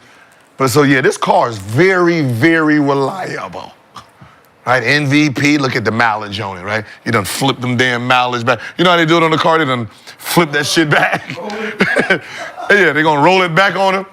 87 got 33 miles on it, like 33,000 miles. You're like, wait a minute, this don't even make sense. Yeah, but he's still who he is, man. But I saw a play later in that game. Though, I forgot. It was like a loose ball or something, but he like flopped and just fell to the ground. yeah, I'm just watching this like, you know your knee's already janky. Trying to sell a call, just like unnecessary in my opinion, but like if your knee's messed up, why stop doing all that unnecessary falling? Yeah, no, but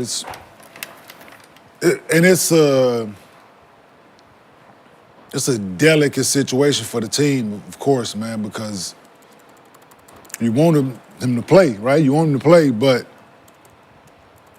you don't know if he's gonna play every game, so the other guys gotta adapt and adjust to that in and out of the lineup, man, which is it's tough. Yeah. It's tough for them, like him and PG trying to understand one another, right? Him, PG, and Maxey trying to learn how to play together. It's just so it's a lot that come with that, man. But it's more an opinion than something that is actually factual. Mm-hmm. If you know he's not going to be in and out of, if you know he's going to be in and out of the lineup, should you just move on with the play calling to somebody else? Right?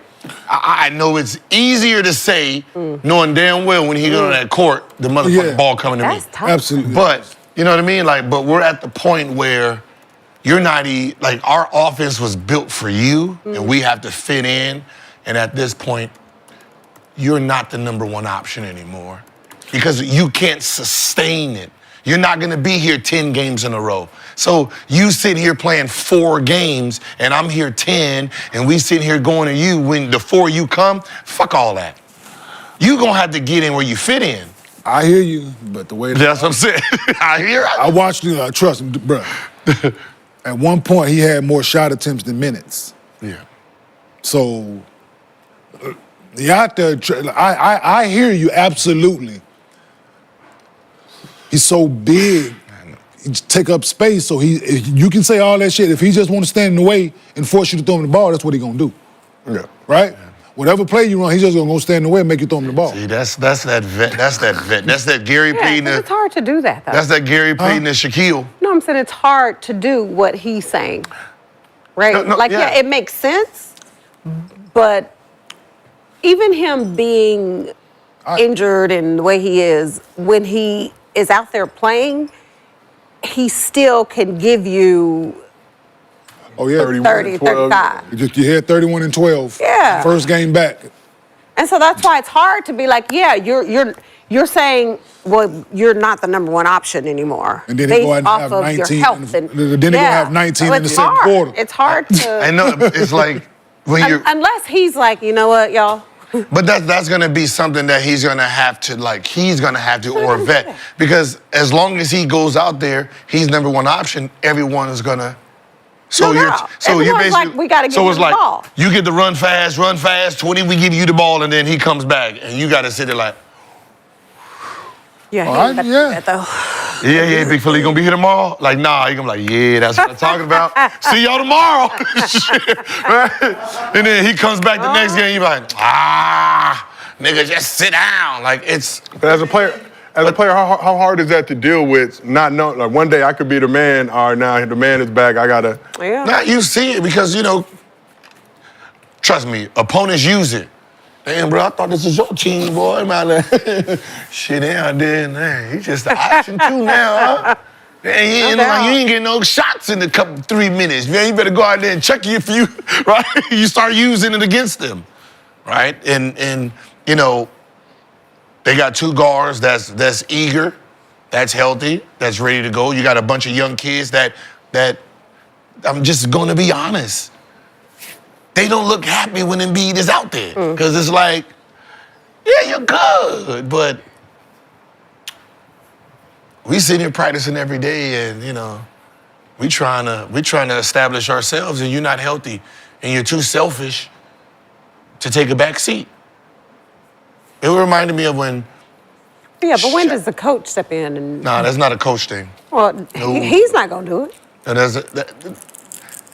when Shaq went to Miami, him and Dwayne Wade fought over who's the number one option.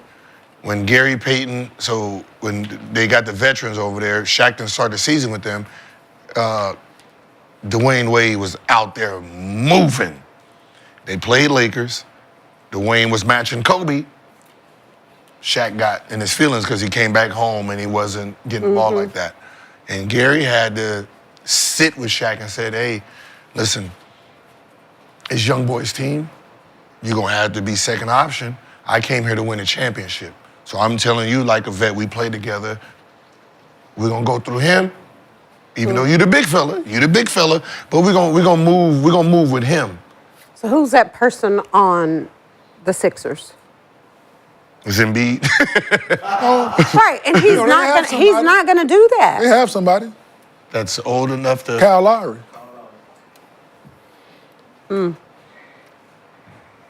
Yeah. Yes. Yes. Does he listen Yes. to Kyle Lowry? Who doesn't Embiid listen to? Okay. Pat Bev. He got to like somebody has to. 17. Somebody has to have stripes like him. That's the problem. Somebody has to have the same stripes, And, same All-Star, doesn't all seem NBA. like that So type. Paul George possibly is the only one who can be like, hey, Paul George man. ain't healthy. No, because he came in. You bring me in to. Yeah, Yeah. I came here to play. I come here to play, and we supposed to be winning. Hey, listen, both of us ain't right now. Let's move with them. Let them carry the load until we get our shit together. Yeah, And, let them carry us to like February All-Star Yeah. break. So that's something Paul George will have to go to Embiid, have that sit down and say, listen, the young boys is moving and they playing well, they playing together. We're gonna have to get in where we fit in, pick our spots, right? Our numbers is gonna be down, but as long as we're winning, we can pick those numbers back up at the end of the season, right? We'll be a better team. That's but that's hard to do. I'm not gonna lie. You couldn't tell me that shit when I was in Wizards. Hey, Gil, you just coming back. This is Karan's team and Antoine. I was not trying to hear that shit. I'm not there. One leg, goddammit, 1-4 flat. You can see them over here like, yeah, this ain't gonna end well. That's what I said. Is the theory is, from someone who's been there, when you got to move to a side, but reality is, it ain't gonna happen. Yeah, it's hard to tell former MVP. Former success is a bitch. Yeah. Right? Because he knows what he is and he knows what he can do against this talent. Right? So to dial that back when you out there, like Gil said, he wasn't gonna try to hear that shit when he was averaging 29. He come back like he talking about this is, man, whatever. Sure, 1-4 flat. But that's what makes Draymond. Like when Draymond says, "Oh, all right, come off the bench." Like, No, I wasn't even averaging 29. He started Francisco Elson in front of me. I threatened to beat the dude up. I wasn't averaging 29, and I wouldn't trust me, so. That's Right? Kenyon, back in the lineup, please. yo, Oh, no, they suspended me. You know how disrespectful this is. Oh my Yeah, wasn't no back in the lineup. Yeah, they suspended me. I'm gonna beat your motherfucking. Okay. Yeah. He's probably like, Coach, I don't want to start. Yeah. Pops told me ask for my spot back. I'm just thinking as a coach, right? You just sitting in the little coaches meeting, right? And then Kenyon walk in. I just only couldn't imagine just. No, they stepped back. Hey, so Did that? I did. what's the? You start looking around. What's the problem? Like, why you here? Can we help you? Yeah. This ain't no one's ever happy to see Kenyon come in the office. They weren't even in the office. Like a guard come in. Hey, how you doing? Come on in. How you doing? Kenyon come in. Everybody start like, I know. God damn. do we have a meeting with this? Who called? We start looking around like. Oh my God. This sounds like a head coach convo. No, it's real. So to his point, right? That year when that shit happened, the exit meeting, right? Didn't nobody tell me about it, Oh my right? God. I was going up there to clean my locker and shit out. They was getting out. They was getting out the exit meeting. They just like everybody was sitting in the locker room. So I walk in, and it got quiet. And I could just hear somebody, oh shit. Like, you just somebody say, oh shit. What'd you say when you walked in? Nothing. You just walked in. You didn't say And shit to everybody was nobody. probably like, ah. I ain't say shit to nobody. Nobody. Because my last interaction with everybody, I had threatened to beat the head coach up and threatened to beat everybody up on the team.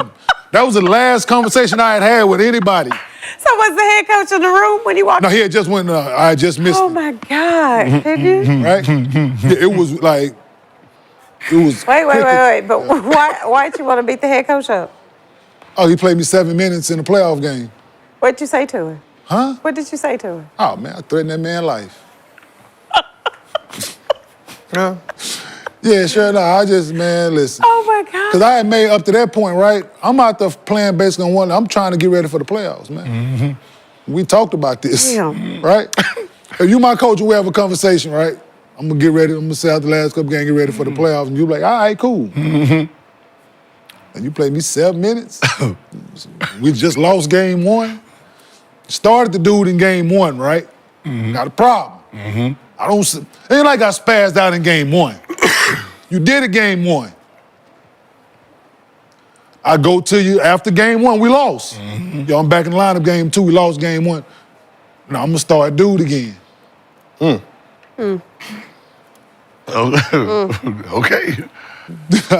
So you know where it went from there, right? It was the, all right. Time coming in like Yeah, you played me 7 minutes. Listen, 7 game minutes. 7. Like that Seven. means that means that was 7 game minutes. So that means that's a whole bunch of looking and mad dogging. So Oh, I set up on him, Josiah with it. I set up on the end of that chair. He said, Buck, he called Greg Buckner name. Buck, go get Nahara. Oh, yeah, buddy. like, motherfucker, so you can see me. Wait. Oh, I sat all the way up on the end of that motherfucker, too. Looking right down there. Cool. Watching the clock now. Ain't even watching the game. Game going on, I'm watching the clock. I already made my mind up. Just wait. No, this shit. No timeouts. I had already made my mind up. That shit just dwindling down. I'm just watching it. 4, 3, 2. I was already up and going to the back of the locker room. Right, by the time everybody got in the locker room, players, everybody came in. As soon as they sat down, I hopped up. Right? They in their little meeting in the hallway, you know, the Staples. The coaches meet in the hallway. Like, visit the team, they meet in the hallway, right? Soon as I wait till good. As soon as all the players come in, the trainers, everybody come in. Oh yeah, I go right out there. They in their little huddle. And I walk right in between them. Like y'all said, everybody backed up.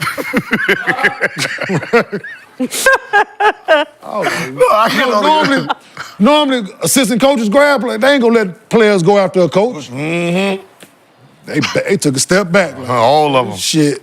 They was probably already talking. So, you think Kenyon really mad at you?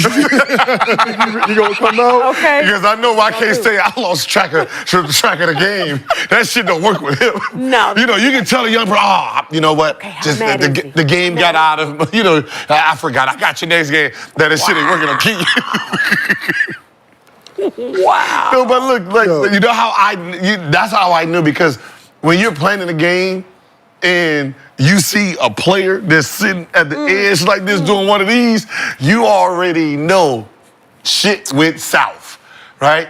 Coach didn't call his number and he just, Because I sit in the last you got to sit in front of him so you can make sure he sees I sit on the last seat. Everybody know my chair the last seat. So I'm, Ain't no missing him now. he called, Buck, get Eddie. But Whoa. Buck played a 2. You know, all this, right?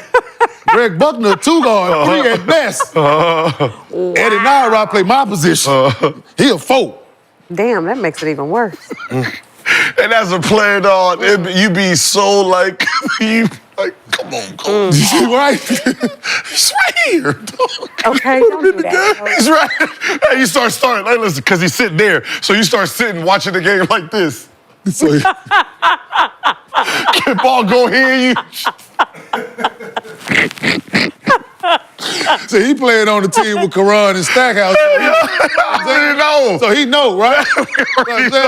So I go back in the locker after I did threaten him. I go back in the locker room, dog, and I threaten. Listen, everybody on the team, bro. You motherfuckers ain't shit. Y'all ain't gonna never win shit. Y'all soft. Y'all. Anybody feel away, say something. I already know those conversations. You just look down. Don't look at him. Eye contact. He's like, don't look at him. Don't look at him. I would have raised my hand and said, I agree with you. Hey, that's it, because you know when they say, Joe. you know when they say that, he Let's go fuck him up, Kenyon. Joe, if you would have said I agree, I would probably went off on you. Hey, no, because you know when they make the statement, they want to see who actually looks in their eyes. Because they start looking at whoever they don't like first, they look at them first. So you automatically just look down and start talking to them. Don't look up, don't look up. Because that's exactly what happened. He gonna give a 3, 4, 5 second scan. Yeah. then he gonna keep going where he gotta go. I went and turned my chair around in my locker. I turned my back to everybody, put that towel on my head. I'm sitting there just crying. Ooh. They just flowing, and I felt somebody come over there and tell me it's Gerg. Be all right, Gerg over there. Easy, Timmy. Easy, Timmy. Right, I'm in that bit. So the team go out for the third quarter.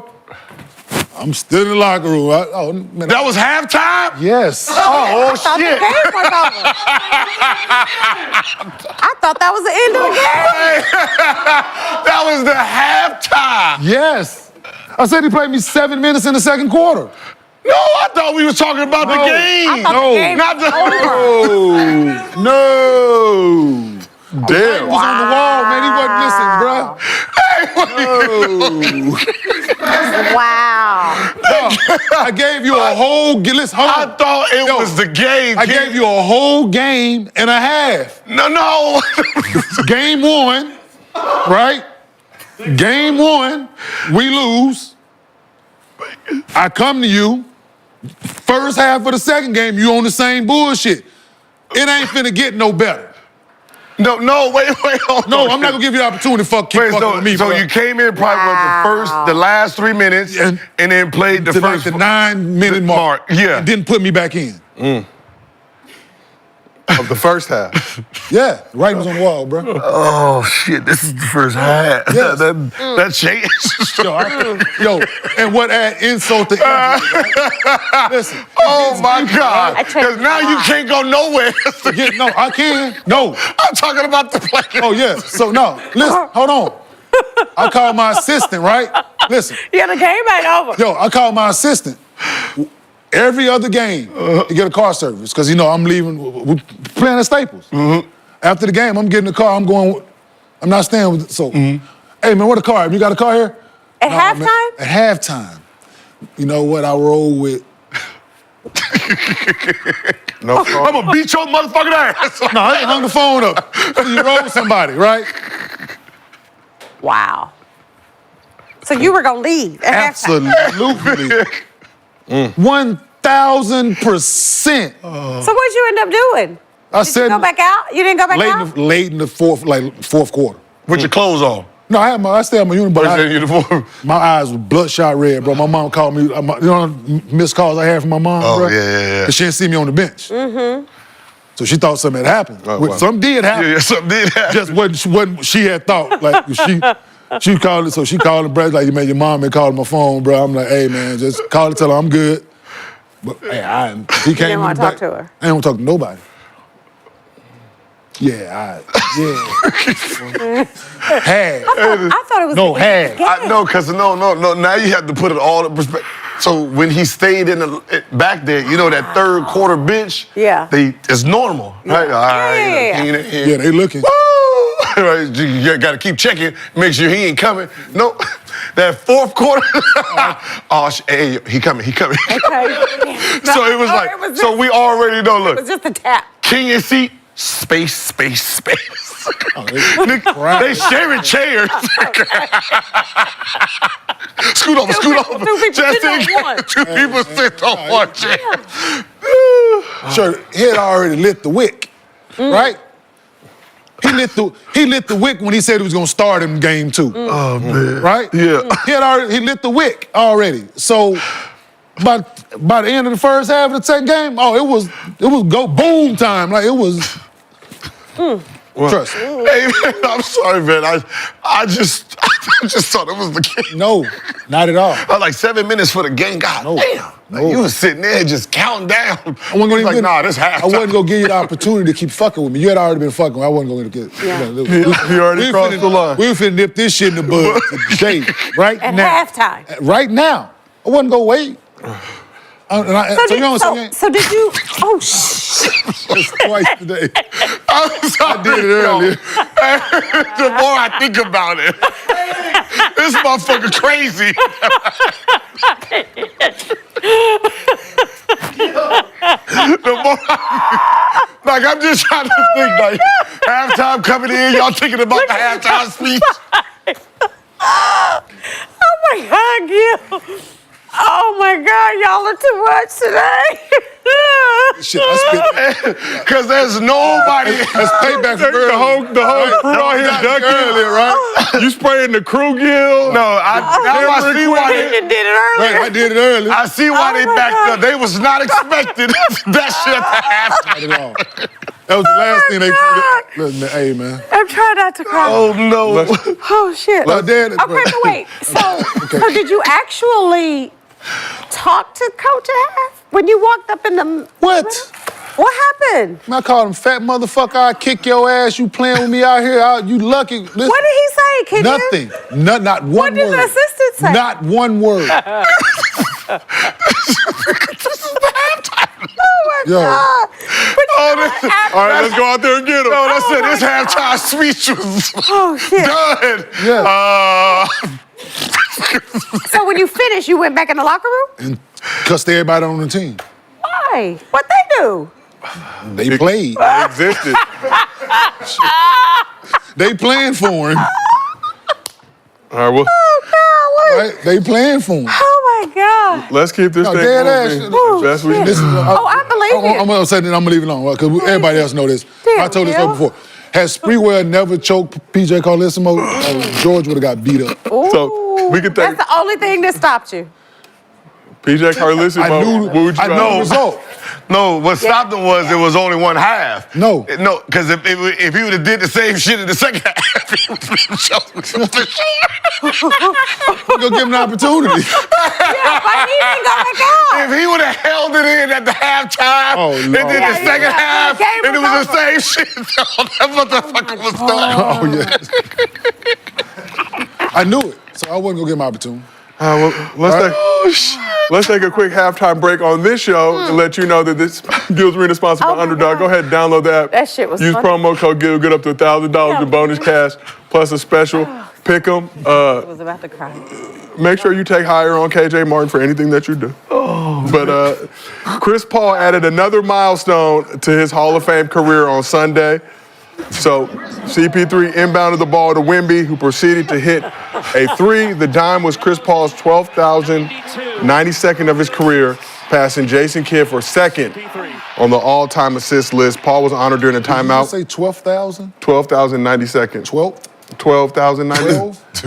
12,000. Can I see? We're gonna have a talk. Obviously, we're gonna have to have Did you a just talk. say 12? Hey, Don't 12,092. look at him.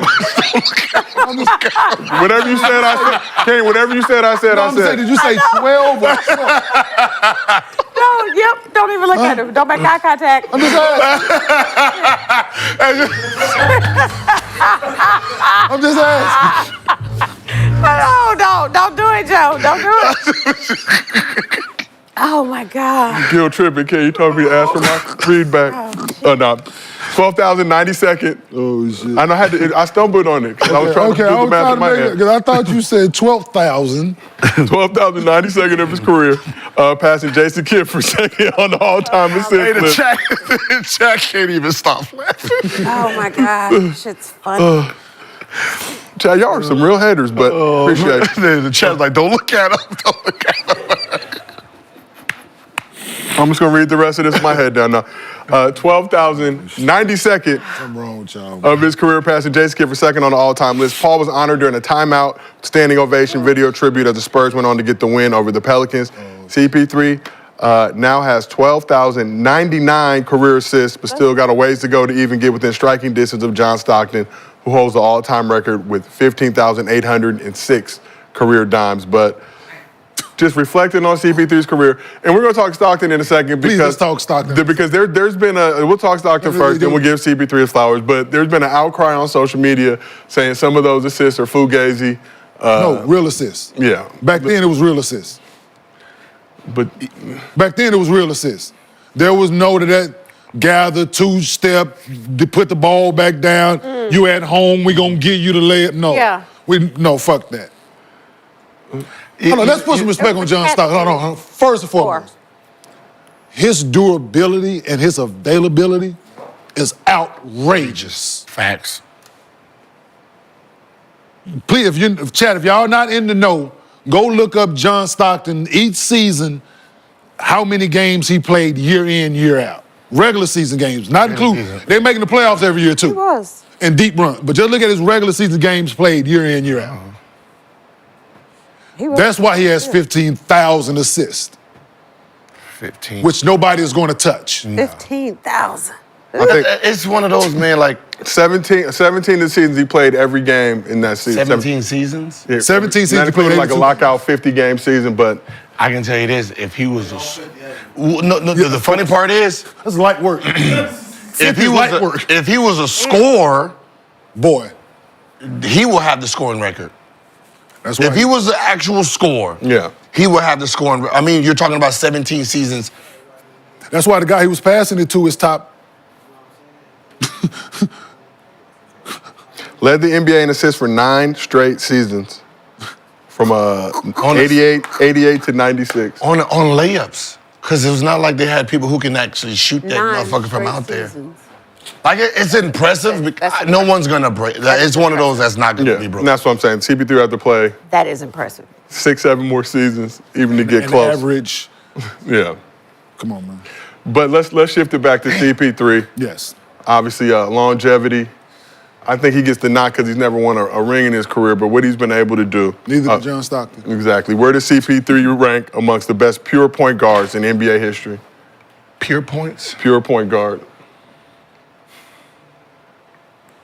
I can only go on the people I've seen play. Yeah. You got, was it Magic, right? Pass first. So would you just pass? Pass first, right? yes. So Magic. So Magic has the most career assists per game in NBA history, 11.2. Stockton second with 10.5. Trae Young third at 9.7. Oscar Robinson fourth, 9.5. CP3 fifth. So would you have Oscar Robinson as a pure point? I would not. You would not. Score. Okay. So Cause you yeah, got Mark. So it'd be like Mark Jackson. Yes. Steve Nash, J Kidd. Yeah. Throw Magic in there, Okay, right? Magic, Yeah, yeah. absolutely. What is he ranked in? Top 3, 4. 4, 3, 4. Yeah, because you get You know what you know what I think our problems are sometimes is we understand durability, but for some reason we don't respect it as we should, right? So when we say, right, most likely you probably have J Kidd, because we're thinking about how the game was played and how he made it look, right? Right, so when we say pure point, who was a better pure point guard? You're like J Kidd all day, Yeah. right? And we're not gonna give, CP his credit for lasting longer. We're not gonna. He will be considered the tortoise, right? One's the rabbit, one is the tortoise. We don't give the tortoise the credit for actually winning the race because the rabbit ran around looking fast and doing all this, but the story is who won. Message.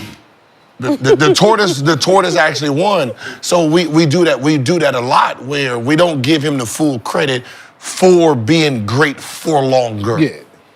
Right? Yeah, you might not have been a 10 level, but you was a consistent 8 across the board and you finish. Right? There's gonna be years where J Kidd was a 10. He was playing like a 10. Yeah. And you're just like, well, he played for like a 10 for 5 years. He played like an 8 for 12. Right? That's, you know, you know what I mean? Yeah. And we don't give credit to the longevity of the person being greater for longer. Yeah, no, That's a good point. he is definitely. That is a good point. You have to just look at. He made guys around him better. Yeah, made teams better. He defended.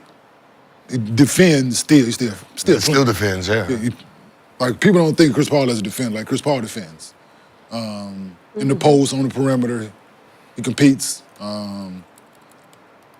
Yeah, so me competing against Chris Paul for years and then playing on the team with him for a season. He makes everybody around him better. Well, is that why people don't have him in the conversation as one of the best ever? Because he hasn't won a championship? Yeah, but John Stockton didn't either, so you still have to put. Agreed. So you have to. I agree with you that. have to, because you have to look at what they did with their career. Damn the numbers, right? I mean, damn the rings or not, right? Chris Paul in his 20 seasons, 9 All-NBA selections, including 4 first teams.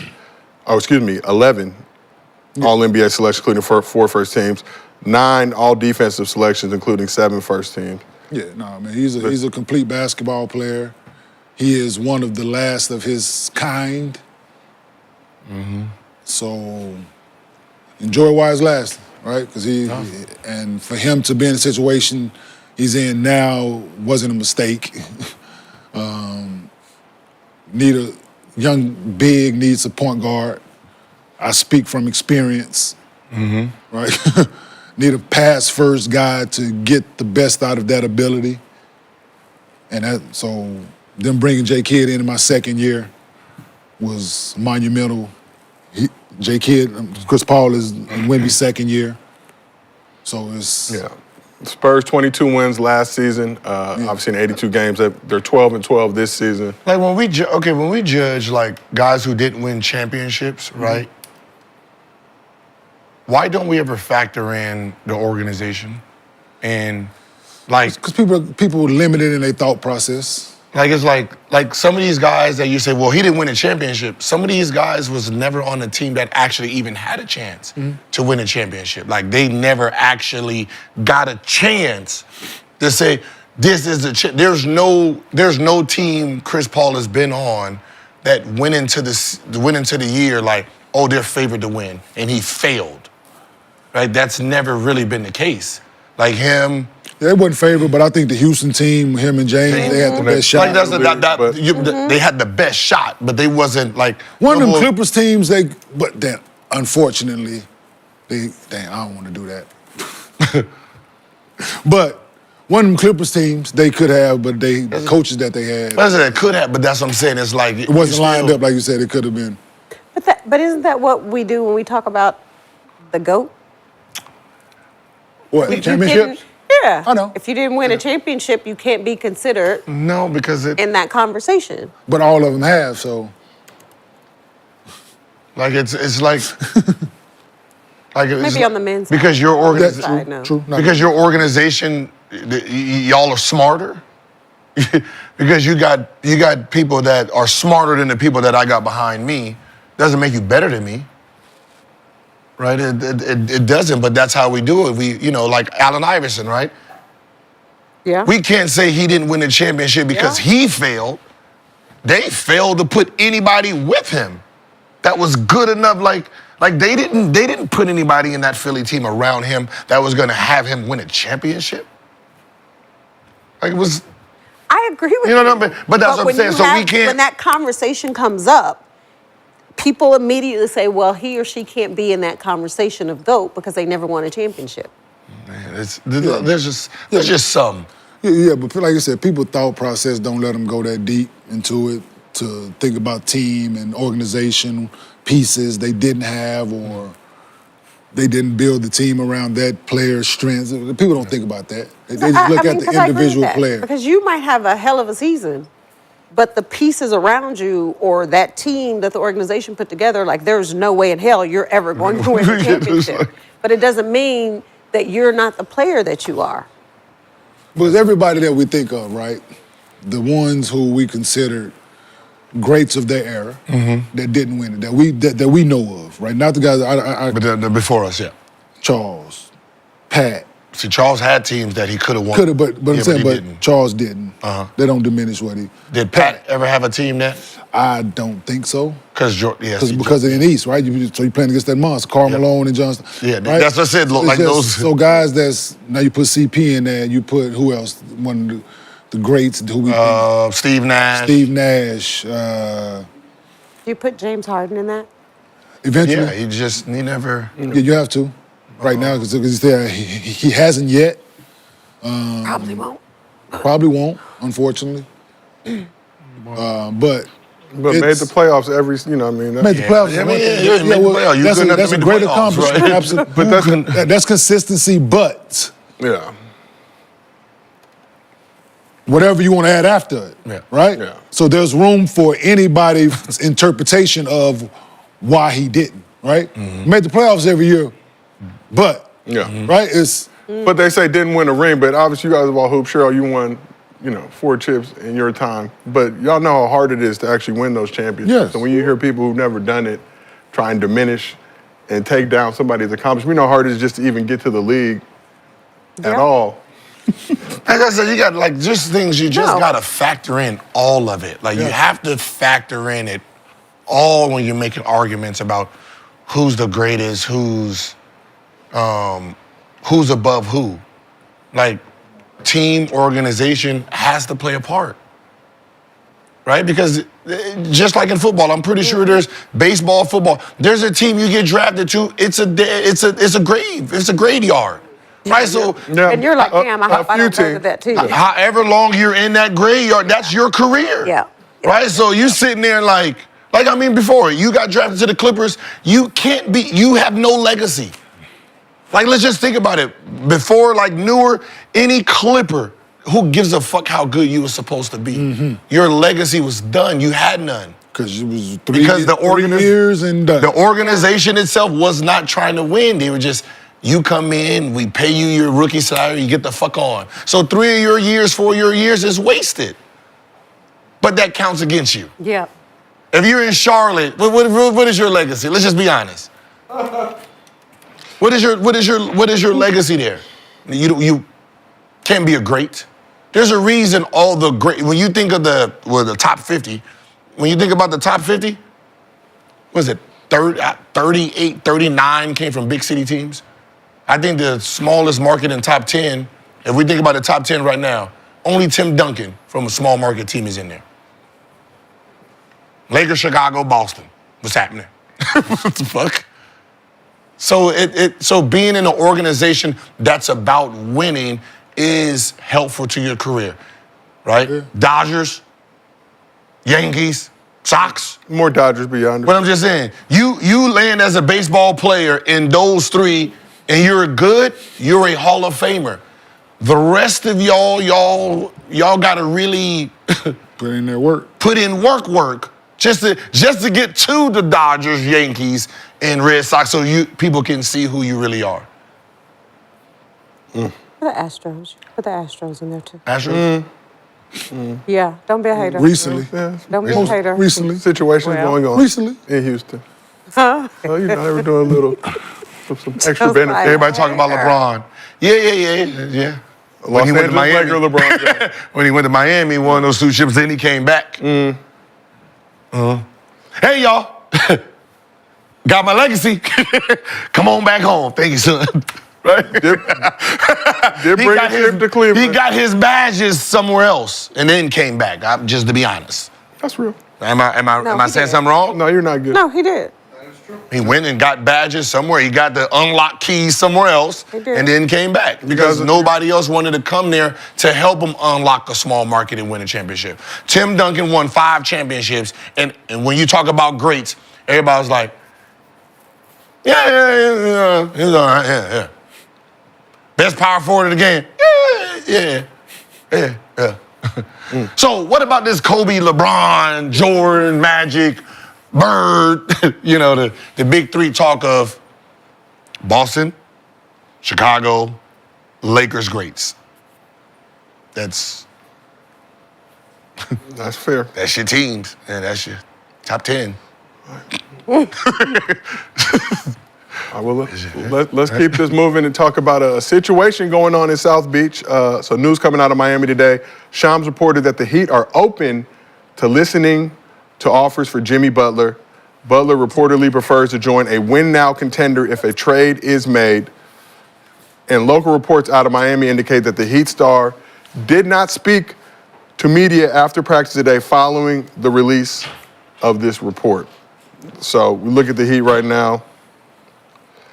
They are 12-10, 12-11.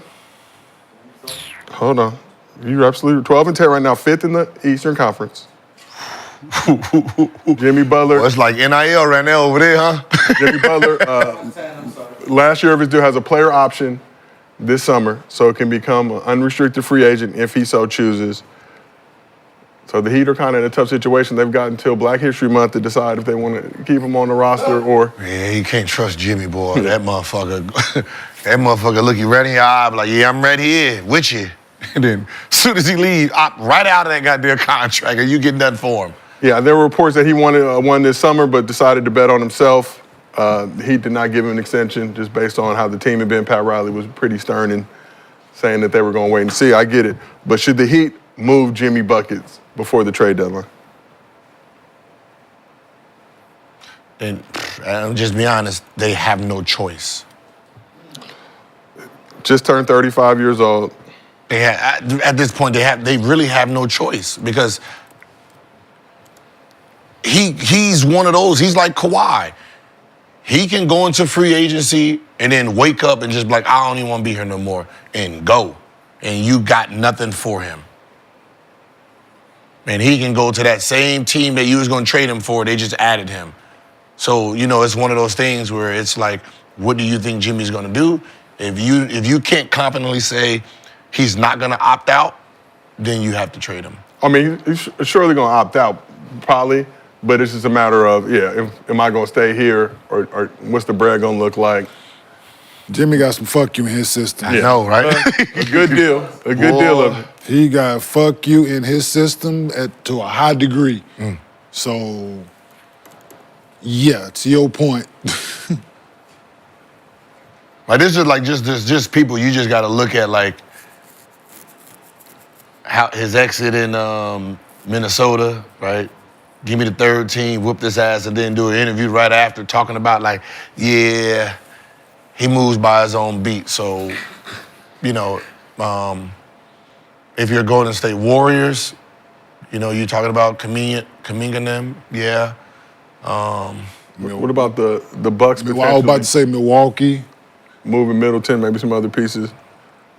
He helped change the culture. Pat? Pat didn't take Middleton, man. You don't think so? No, probably not him. Unless you can get off his contract. He gonna take something back That's that some he young can guys. he can slave for a while. Got some young guys. He gonna need some young guys. He needs some.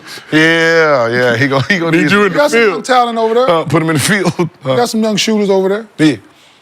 Middleton also in the last year, his deal has a player option Oh, so that's... this summer as well. Same I'm just- situation. If you're going to lose them anyway. You can get something for Jimmy now. But yeah, you may get some other Any assets. big free agents? Like I don't be understanding. Like, let's say I have Jimmy, and he wants to walk. Why am I so afraid to let him go and get nothing back? I get back money. That's what I think I said that initially. Right? Right? I get back the 40, 50 million that he left with. Like, I didn't bring back I don't got pieces, right? I got money that I can use to go get pieces. Like, I be confused on why teams be so scared to let players walk. I think the way the CBA is structured now, it makes more sense to keep them and sign them and then move them that way. You have a little bit more flexibility. Because sometimes that walk don't give you as much cap space as you would hope for, as opposed to retaining them and being able to move them that way, I believe. But yeah, we're looking at the free agency list. I mean, some names, but. What kind of names? Yeah. So Kyrie, I believe, has a player option. He ain't going. He ain't going nowhere. Bron got a player option. Brandon Ingram. Julius Randle has a player For option. him, yeah. Miles Turner. I'm just looking. Yeah, Middleton has that player option. Nas Reed has a player option.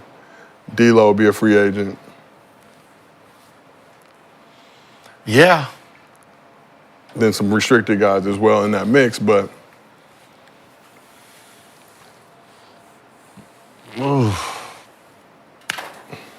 How old is Bam? Bam. 29, is- 30. He's in his If that, 30s, 'cause no? I don't Bam think- is 27. Oh, Yeah. I aged him, damn. Yeah, so, so you letting Jimmy, Bam turns 28 in the you summer. letting Jimmy go because I mean you gotta keep it kind of decent because Bam's there. You don't want to just waste his years.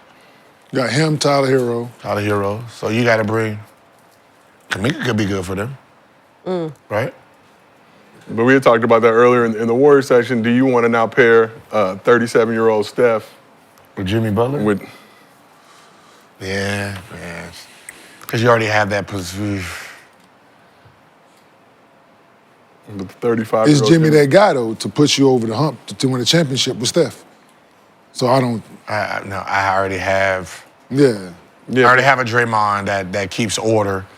When we talk about the Warriors, who is? I mean, if you ain't talking about Giannis, I'm just saying, like, who is that guy that Yeah, make no, that it's- move and right 'Cause, I away mean, it's like, all because right. it puts him back being like the third, second option where he can just really control the game from the little things he do. Jimmy. Jimmy?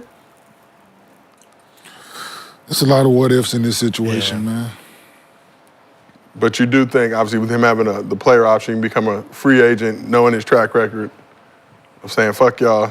I'm not even gonna take a chance. It's just one of those. It's just one of those situations that I can't. That you can't afford to take that chance. Right? It's like he can literally just wake up and say, "All right, I'm going to Philly. I want to be with Embiid." Like that. Just you get nothing for that. So you're gonna have to try to, make a trade and get something back. You're gonna have to try to get something back at this point. And other teams know this as well, so probably not going to be everything you want. Tough dealing with Pat Riley, that whole heat culture situation. Even Riley, there's talk about, potentially Moving him, he might be, put Spogo up top. yeah, don't know how much longer he's going to be running things. There's no The difference with Godfather. Spo. Yeah. Don Vita. Then we will monitor the situation and see what's going down. So we have some interesting news on the WNBA front. Indiana Fever superstar Caitlin Clark has been named Time Magazine's Athlete of the Year. So the award, which has been distributed since 2019, Clark becomes the first WNBA player to ever win this award. We see the album cover, or excuse me, the magazine cover. I'm out here fucking Not up. the album. Look like an album cover, and with the baggy pants. But Sheryl, I'll start with you. What's your reaction to Caitlin Clark winning Time Magazine Athlete of the Year? I don't think I'm surprised. I'm curious to know who the other candidates were, but the fact that that's the very first WNBA player to ever win Time Magazine Athlete of the Year is pretty special. And my question is, like the criteria, is it based off of her performance on the court, which, yeah, she had a great year, or is it more about the impact that she had on the game this season? I'm sure a mix of both. Obviously, WNBA saw record viewership numbers across the board. Her teams played in a lot of those games. No, I think it's great, not just for her. I think it's great for the league. Yeah. Right? Like everybody talked about the recognition that she brought to the W this season. So for her to be Time Magazine Athlete of the Year, I think it's really great for the league. So in the Time article, Clark had a strong quote acknowledging her privilege. Here's what she said. I want to say I've earned every single thing, but as a white person, there is privilege. A lot of those players in the league that have been really good have been black players. This league has kind of been built on them. The more we can appreciate that, highlight that, talk about that, and then you continue to have brands and companies invest in those players that have made this league incredible, I think it's very important. I have to continue to try to change that. The more we can elevate black women, that's going to be a beautiful thing. So, yeah, when you hear Caitlin say that, because Caitlin obviously in the media has been very, She has a great marketing team. Yeah, I'm not I'm just hooping. She's trying to stay at the barbecue, goddamn, because yeah. She's the stag girl. She was invited to the bar. She got the cookout. But sure, when you hear that, thoughts on Caitlin Clark saying she wants to use her platform to elevate black women in the WNBA. Have been instrumental, obviously, in building that league to what it is. Okay. So what's the since it's 2019, right? I mean, it was 5 years. So What? who's 2019? Because I see LeBron. Women's national team soccer. It was somebody from the. It was the team The women's Yeah. national team soccer. won it in 2019. Yeah, The whole team? the whole team. Yeah. Because they won the Women's World Cup. Okay, so 2020 was LeBron. 2021 Simone Biles, 2022 Aaron Judge, and then 2023 Messi from the soccer world. So this is just probably just the impact of the sport, a little bit of every. I mean, it's a little bit of everything, right? So Yeah, I mean, no, when you no think doubt about, she had you a just huge think about impact. athletes of this year. Yeah. It's her, the swimmer What swimmer? for Olympics. Katie Ledecky. Her, Shout out Katie her Ledecky. performance. Shit, you know, can put in the Simone Olympics. Biles back in there. You can put her back in there. Probably LeBron from his Olympics plus, like I mean, hell, from the you season could Olympics. put Asia Wilson in there. That was just basketball. So that's what I'm saying. Was it just the performance on the court, or It's everything global. else? Like, I think it's So, everything. yeah. It's everything. Right? Yeah. You just, Yeah, I'm trying to figure out who's like impact. Just Are you saying athlete of the year? You saying most influential athlete of the year? Nah, but it's all like or it's all, who in the actual their sport of Yeah. play. yes. It's a little bit of- yeah, like when you say it, we just say yes. She impacted the economy, man. Yeah. And she impacted for the WNBA. Her For sure. was Like you're talking about Great. views. So- Like this is college true W. So you gotta. It's everything, Mm-hmm. right? So when you're talking about athlete, you're talking about her the college run. the run she had last year. Her college run into a rookie year to now to date. Yeah. Yeah, the women's college tournament, I believe, Like all the significantly eyes she outperforming, brought to the league this Yeah. year. Yeah. outperforming the men's. Oh shit! Yeah. You got to think. Yes. Yeah. Right. As when you say Asia, you got to be like, well, that's in a W. Caitlin was college and W. It's a combination of that and just impact, man. So yeah. I mean, listen, it's doubt. good for the W because it just keeps putting a light on the sport for everybody else to eat. And, sometimes, just as athletes, we are competitive by nature. And, we don't like when someone's getting something that we don't think they deserved, right? When we've been in a game. But we have to understand, like, the more loaves that someone gets, the more crumbs everybody else gets, if you think of it like that. Like if there's only one loaf, right? Can I get a slice? And we get a slice. Yeah, I want some slices. I want Right? crumb. Yeah. We get a slice, we get one want a whole- slice. I want a right? whole slice. If this person now has 4 loaves, we get 4 slices. Right? And I think the more walls get knocked down, there's more opportunity for everyone to just eat. And that's the better part. So this Might is be just- the end piece, but yeah, it might be the end, but fuck it. I'm gonna take it because I wasn't getting shit before. I hate the right? Yeah. Like I don't give a fuck what they said. Look, I was buying Skims. Don't buy- Now I'm getting it for free. Something simple as that. Right? No doubt. Hey, it was a Lululemon. Hey, I'm in the W. What's up? Come on. Down. So sure. I know Caitlin. Yeah. Come on down here. We talked about the Valkyries having their expansion draft. We also talked about the Toronto Tempo coming to the league, I believe in 2026, if I'm not mistaken. But Who? The Toronto Tempo. Yeah. So 2 expansion teams joining WNBA. But in your mind, WNBA expansion good for the league right now to keep riding this wave and this increase in viewership, or could it have a? What are you laughing at? Yeah. I was just trying to figure out, like, because y'all, you know what? No, never mind. That's before, because by No, 2026, just say it. Just y'all going to say be in it. private. It should Say be it. all private, because Say them it. commercial Say it. flights to Private planes this past season. no, I'm just saying, like, Because them commercial flights in Toronto gonna be a motherfucker. Getting held up in customs. So hopefully y'all all private by then. I don't play no more, so it doesn't. I'm just saying. So Maybe chartered flights this season. Maybe, Hopefully by maybe not the 26. most ideal planes for some teams and a little kind of janky travel conditions. Because I'm like, still Toronto, nonetheless. like, yo, okay. But do you think this expansion is going to be good for the league and help in the growth, or is it going to water things down a little bit, or is that just a necessary evil as the WNBA continues to grow? I don't know. I kind of look at it both sides. I think it's great, like expansion. I think it's great as far as more opportunity, more jobs, more roster spots, because there's a lot of talent in the college game that gets cut when they come. They get cut because there's not enough roster spots or teams. So from that standpoint, I think it's really good, because not only are you going to have more teams, more players, more jobs, more roster spots, you know, for players, there's also opportunity for just more jobs for coaches and everything else. You know, the other side of it is, are they expanding too quickly or too fast? I don't know.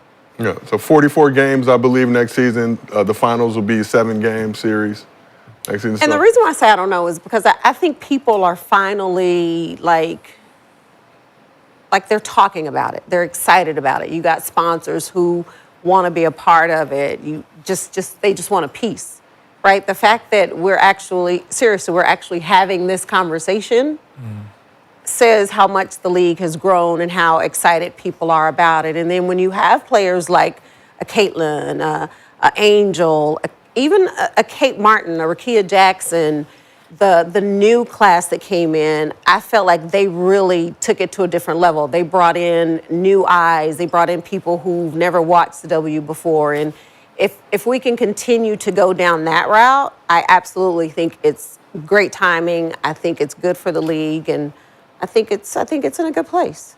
So you mentioned Caitlin Angel Reese. Much has been made of that rivalry from college and then heading to the W this season. High school. What? It started in high school. Hey, it's been going. But Clark denies that there is any issue between them in that same time article. She said, quote, "I don't get that at all. We're not best friends by any means, but we're very respectful of one another. Yes, we've had tremendous battles, but when have I ever guarded her, and when has she guarded me?" So do you agree that there is no rivalry between them? I do. Like, I really do agree with that. First of all, they play two totally different positions, so it's not like they're guarding each other, but it's good for the game, right? It's good for the game, for the media to portray it as Caitlin doesn't like Angel, Angel doesn't like Caitlin, there's a rivalry there. Angel said the same thing, but it's good that people are actually talking about it, and anytime you have Chicago playing Indiana, people are gonna tune in because it's Angel versus Caitlin. Yeah, I believe that's going to be the first game to kick off the next season. Yeah, I think they're playing 5 times this season. Yeah, they're going to get their bread, but I think that ticket price, lowest ticket. Why do you do that? I hate when they do that for the first game. I agree with that. The season's starting anyway, you're going to watch. So, yeah.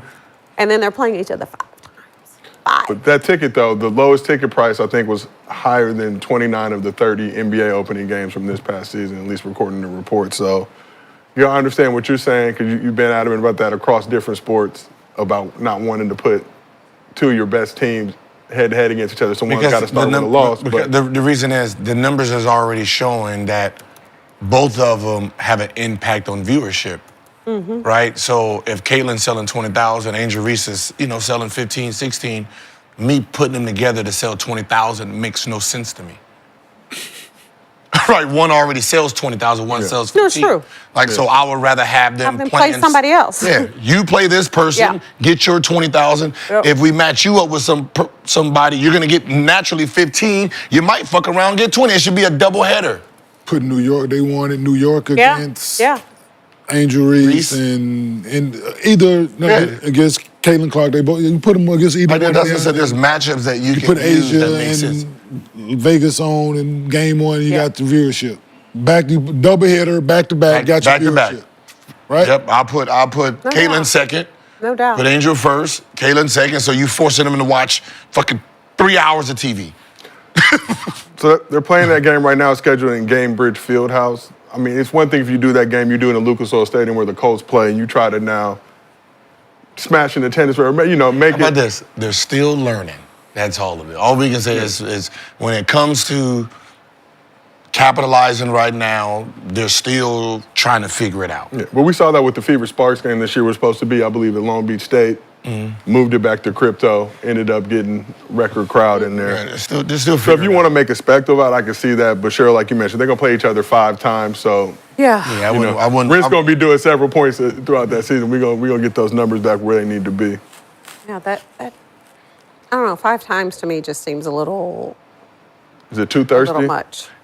Yeah. in the sense of It's almost like you're trying to force Yeah. the rivalry, or you're trying to force something.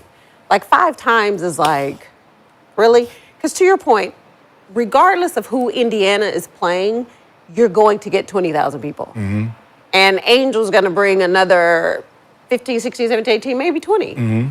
So, like, do you think by having them play each other on opening night, you're going to get 40,000? no Right? Like 20. It just, sold out. There's no extra tickets you can buy. Like I just don't. But what about from the TV standpoint, though? Because obviously you got the live game viewership, the audience that's going to be there, but then you got the millions of people at home that are going It's to be better. watching. I mean, there's better. It's better matchups, right? Like you want both of you why want not? both of them doing what they're doing. So when they do meet up, Yeah. it's like the champion. Why You're not not put building one the of them- championship. Sorry, why not put one of those games versus the defending champions?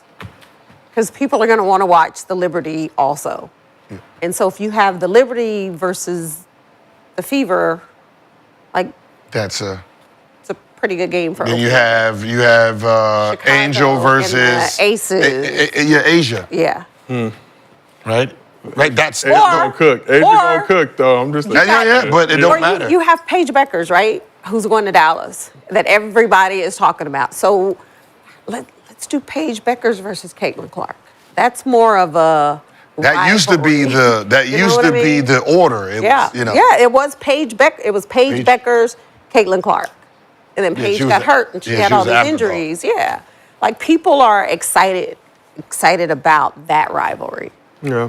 Really, we're all just building up to when Juju comes out, I think, at the end of the day. Yeah, just like right now it's the We're W just waiting. should sit around. They should really sit We are. and think about everything moving forward. Like this is not just put a schedule together. It's like there might be a year where they only it's play each different. other twice. Yeah. Right? If you really wanna And you're milk really it. gonna watch it Yeah. because you're like, well, they're only playing each other twice. If you really want to milk it, I would not have played the motherfuckers this year. Not 5 times.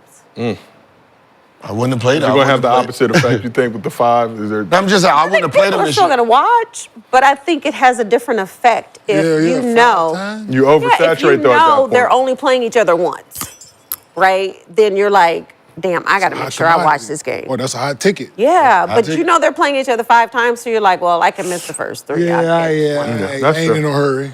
I ain't going to play again. Yeah. Yeah. But if it's high quality, for example, like a show like Gil's Arena presented by Underdog that's on 4 days a Whoop, week, whoop. you're going to pull up every single day because you never know what to expect. But you know the crew and the talent are going to put together the best show possible. And with that in mind, let's move on to MostlyFans, presented by our friends at Underdog. If you haven't done so already, please download the app. Use promo code GIL. Get up to $1,000 in bonus cash, plus a special pick'em. So, That music gets me every time. yep, okay. First question from Underdog user. I had to read it twice. Yep, in my gray tee. How many threes and free throws y'all made in a row in practice? Did y'all ever see a teammate get hot like Dwight Howard said he made like 80 in a row in practice? What's the most threes you've made in practice? What's the most free throws in a row? Do you care about those type of things? Sure, I see it's I mean, too many to remember. I get it. No, because I ain't really count how many I made in a row. It wasn't that. I was just working on, I need to make some shots. So I don't know. Yeah. I've never really. Free throws, I would probably count because I'm like, all right, I got to make X amount in a row before I move on to something else. But I know it wasn't like Dwight Howard 80.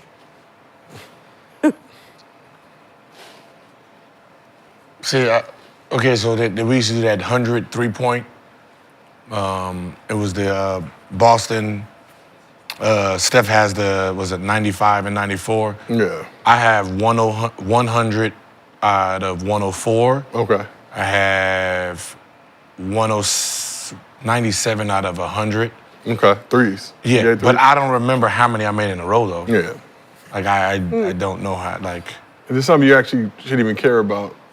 Like, not the- because the reason I don't know is because when I did those, I have my earphones on, and then from there is just empty thought. Right? That's all shooting is. Who can not think? Right? You know, like when you're shooting, you start thinking about, did I leave the oven on? You know, where my phone at? You know what I mean? So, right? So, right? You start messing with yourself. You start thinking. So, who can empty out their thoughts the longest? Yeah, for sure. You know, so I like when I heard, you know, Curry when he made 95, he made what, like 80 in a row, 60. And I'm like, damn, I don't even know how many I made in a row. Like I just don't have that number.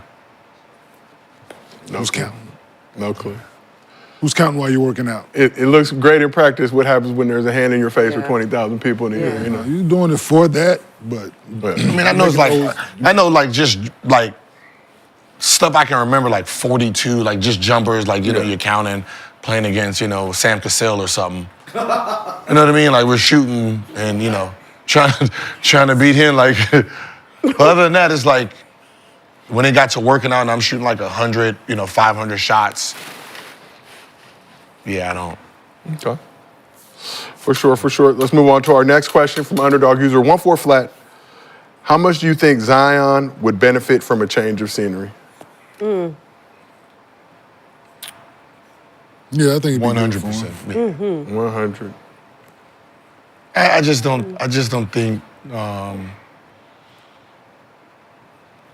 just the atmosphere itself, the gym, wherever he lives, them roads, right? It's just the whole thing just Gumbo. brings his spirit down at Like this point. but New Orleans is just a big distraction. They got gumbo everywhere, Sheryl. I'm a bigger gentleman too. But it ain't It's like New temperate. Orleans gumbo. That's what I'm saying. But I'm saying everywhere in New Orleans, everywhere you go around the city, Yeah. they got gumbo. It's too much gumbo. Too. But it's a lot going on there. That's, you know what, that is the problem. It's a lot going If on. you think about New Orleans and you think about food, that's a problem. It is. They have a It's a lot going on. lot of culinary A art. lot of food going on. Yeah, and if you're not disciplined enough to be like, you know what? In addition to that. Popeyes, which we have You'll all across the get- country. But New Orleans Popeyes is different, as you all know. You'll do it every time. I think about that kid when he was like, yeah, New Orleans, and the first thing that comes is food. Oh, it is? Like, damn. Shit, beignets and it's bad. Yeah, my- Po' boy. Charbroiled oysters. Yeah, Like when, like if you tell an NBA player, yeah, you're gonna go to Miami, the first thing he thinks about is what? Food. Strip club. No. Oh. the work. The work. Oh, Miami. You said Miami. I thought you said Miami, New Orleans. Atlanta, Oh, strip club. Miami, yeah. There ain't no thought you said food. New Orleans. We don't need to eat. No. You eat there. Eating the club. Yeah, But that's not you food. know what I mean? So I just think that he needs to get out of that city itself just to cleanse himself. The fact that he's only 25, like They need to change the scene. he's just a chain of syndrome. I just think They you need know. to get out of New Orleans. And another thing that you got. Only 24 turned 25. Oh next my summer. lord! Like So, what is the medical staff like for the Pelicans, bruh? Like, I don't know. I'm just, this is a question, right? Do we need to get away from them? Is this tension? Is this like with you done fucked him me up so much. I organization? don't want to touch you. Yeah, like, I've been there. Yeah, you can't prescribe me aspirin. I'm And that- good. And that's why I talk about people's greatness, right? I can tell you right now, there's 30 NBA teams, and there's 30 medical staffs, and then there's a ranking in those. Yeah, one gotta be the best. One has to be the best, one has to be the last. Yeah. Same thing with like just locker rooms. There's the best, and then there's a last, right? So when you're talking about why is he always injured, you have to think about where this medical staff might be ranked. Like when we played, like you had knee surgeries, ankle surgeries, Phoenix. Hey, let's get down to Phoenix. They know something down there. People who's hurt is coming back over there. They have a different medical staff versus other teams. right? Something over there, they knew how to get their players back healthy. You know, so that's a real thing. So when we say he's always hurt, it's like, man, there's more medical staff at this point. Who's the vet on their team? CJ McCullough. Probably, right? Mm-hmm. Good vet. So, but it's not a vet for him. Yeah. So follow up to that question, what's the ideal city for Zion, just for health To purposes? get back healthy? I don't know if it's a city. Utah. Probably a player. I mean, I'll say Miami, just knowing, but I don't. Oh, fuck no. Fuck. He wouldn't be able to handle. Xavier. Fuck no.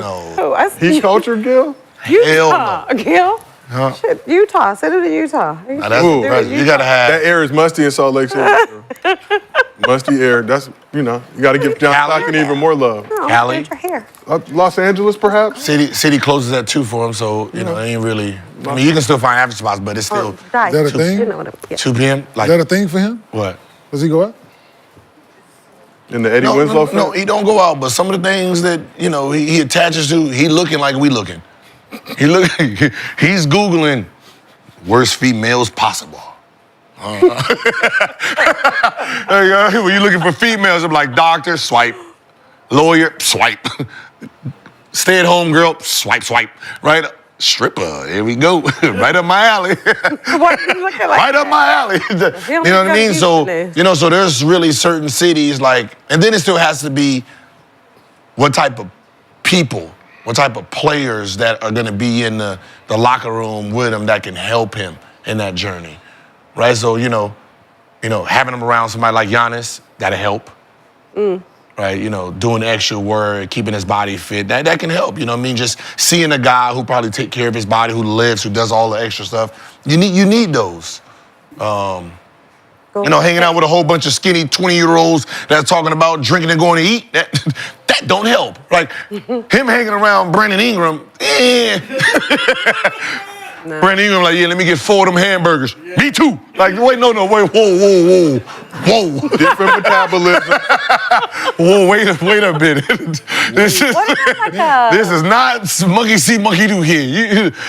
Half a burger is for you, and that's like a Golden State, like Draymond and Steph. Yeah, that can really micromanage. Like that's what he needed. Like he needed great habits early in his career. Yeah. But you pointed out your regimen when you hit the 4 seasons with shakes, cheeseburger. Trust me, man. Listen, it's there. I'm not even gonna lie. Like we had a team that came in like the guards like Larry was thin. Right, then we had Antonio Daniels who got in shape. Antoine Jameson always stayed in shape. Brennan Haywood, Eton damn near only ate salads, right? Salads, his worst thing he ate was chips, right? He had to eat 1 bag of those a day. Then we had Michael Ruffin who looked like Rambo 2. Rambo 2. Cut up like goddamn action film. Yeah, well, it's like, so, I'm sitting around dudes that took care of their bodies. Right, so I used to get on the trip. I get on the scale all the time, and I remember I got on that. And that motherfucker said then 224. I done freaked out, and it was drinking all that, trying to figure out how I was drinking all the Gatorades. Right. So that we had to go to G2 and then pour half of that out to put water, and drink 3. That grape G2 was crack. Yeah. Grape G2. I got to throw half of that out, put regular water in there with some electrolytes. So it's just being around a team that really take care of themselves. Right? I wouldn't mind him being in Boston. They look like a group that hold each other accountable. No, he just gotta respect the people that's talking to him. Somebody who can identify with the problem he has. This is 3rd season? No, 4th? 6. Oh, damn. He been in. I know, that's what I'm saying. He's been in too long that the habits. Yeah. Like you're trying to break all the bad habits that he's done collected over the years. Strip club and all that stuff that just makes him feel good mentally. Trust me, man, that shit hard, man. Like when you see a young kid come in and he pick up real bad habits early, you be like, yeah, it's over for a young fella. It's over for you, man. You sitting there already at the strip club taking shots, living that life. You ain't gonna get out of that. All right. Well, our last question Wow. from underdog user Bucket Getter 207. I don't know who 206 and 205 are, but this is Bucket Getter 207. Sheryl, this question for you. I don't know why you would make yourself the 207th Bucket Getter on the list, but Bucket getter number 1. 7th Street. okay, Bucket getter okay. number 1. Might have been the year he was born. Area code 2. All right, I will take it back. The question for you, Sheryl. For me. Or the years girl cheated on him. It don't matter. It's something important to have 207 on it. Sheryl, do you think Juju Watkins would be the first overall pick in the 2025 WNBA draft if she was eligible? Yeah. No question. Yeah. When is this year's draft? 2025. You said if she was eligible? If she was eligible this year. Yeah, I do. You think she would have went ahead of? No, I'm talking about the year that's coming up. This next one. Yeah, the 2025. The WNBA. 2025, if she was available this year, she's the number 1 pick. In the 2025 WNBA. Yeah, that would be, that's Paige Becker's class, Yeah. right? 2025. Yeah. Like, and it's no disrespect to Paige. I love Paige Becker's, love her game. Paige is going to be really good, but Juju built different. Yeah, that is a fair assessment. Picked the wrong college, but other than that, everything else, can't fault her for that. Well, speaking of colleges, AJ. Yeah, we're gonna talk about that tomorrow. Oh. And we're also gonna talk about. Is that? Show. I'm not gonna be here tomorrow, but y'all gonna talk about it tomorrow. That's his religion? He Mormon? Hell no. 7 million. That money Mormon. That money, whatever that is. Whoever you. I don't give a fuck. That explains. I If you thought, give me that's 7 what I was million, thinking. I'll support any Because God of you that. have. I'm with it, but can he? Is that? No, They said 7 million. That boy put what hat? Yeah, I got the little yes. Mormon hat. Got it. What else y'all need me to wear? Because he gonna be there for 8 months. So Whatever. I don't give a fuck. yeah, he gonna be there for 8 months. He'll learn about soaking, amongst other things in the Mormon religion. He said, is he Mormon? And he's like, no, that is black. He's black. He can act like So you gotta pay attention when I talk, all right? They said 8 million, we Mormon, we don't have folks. And Gil, Throw that out I the did not window. tell you, but I signed Elijah to a 360 deal, so we will be figuring our situation out too as we get ready for this market. We're fielding all offers, no school. Trust me, you ain't the only one who's trying to sign up to a 360. I can tell you that for sure. I'll make it 359. He can get 1 degree back. Stop. He can get 1 back, Gil. Hey, let's get off there. No, I'm saying, somebody's like, yeah, you know, we gonna 50-50. Whatever you make, I get 50%. Like, wait a minute. Hold up. Wait a minute, Suge Knight. damn. This bump. He's like, what does that mean? I was like, all right, I'm just look at your life. All right, so look, this is how this works. We're gonna take this dollar, right? Right? The government gonna take half. So that's 50. So you want? That's 50. So you want That's half 50. the other half. And then somebody else want half of the 50, right? So you got 25. If you get married, she gonna be trying to get half. So that $1 you made, $12.50. 12 Brother, you broke. 12 cents. And on that note, Sheryl, we appreciate you as always for pulling up to Arena, looking magnificent in your Gills Arena Season 3 merch. Where as a general consumer, you can buy at gillsarenamerch.com. Kenyon, appreciate you as well. Okay, we also got some Kenyon sweaters, vintage. I suggest y'all better redo them sweaters. Y'all better think about George Carl. It was halftime. Kenyon, what sweater? I didn't see your sweater. Oh, you wasn't here for the bullshit. No. My mistake. I should have known You wasn't better. here. No. Oh, you didn't see the bullshit they made for me? Or did they make you? No. Oh, did y'all make sure the sweater? No. Oh, they fucked us. I didn't even have a sweater. Oh, I got. Did you have a sweater? Hey, I'm snitching too. Hey, sure, they spelled your name wrong on that thing. They just. On what? I'm rapping. On this? Yeah, I'm telling y'all. Wait a minute, Y'all on put what? y'all put a fucking Christmas tree on the sweater for me. I'm telling. Wait a minute. Damn, Nino. I'm telling. This shit bigger than Nino Brown. They spelled your spell my name wrong. on this thing right here. The thing that they got the fake dog. Look at it. It looks correct to me, Sheryl. I don't know what now- you're talking about. Look at it. They corrected it. I'm gonna look at it. But the fact that they not the glasses. the fact that they put the fake stuffed animal dog Freedom. on Freedom on the list before me. Yeah, before me as well, Kenyon. I'm snitching. Absolutely. Yeah, fuck it up in the back. I said I was gonna tell it too. They thought I was bullshit. It'd be so much But listen, going so on when I ain't here. so we designed At least Christmas sweaters. So somebody they got wanted my us to back, so I design Christmas appreciate sweaters, right? So they gave all the crew opportunity to put a design on the Christmas sweater, right? Uh-huh. I said I didn't care, right? I'm an open book. I don't just think of something, So right? you didn't design one? I didn't. Okay. I said just think of something, right? Okay. Y'all know me. I've been on this motherfucker since season 1. Okay. Think of something. Guess what they put on the fucking shirt? I don't know. Fucking Christmas tree.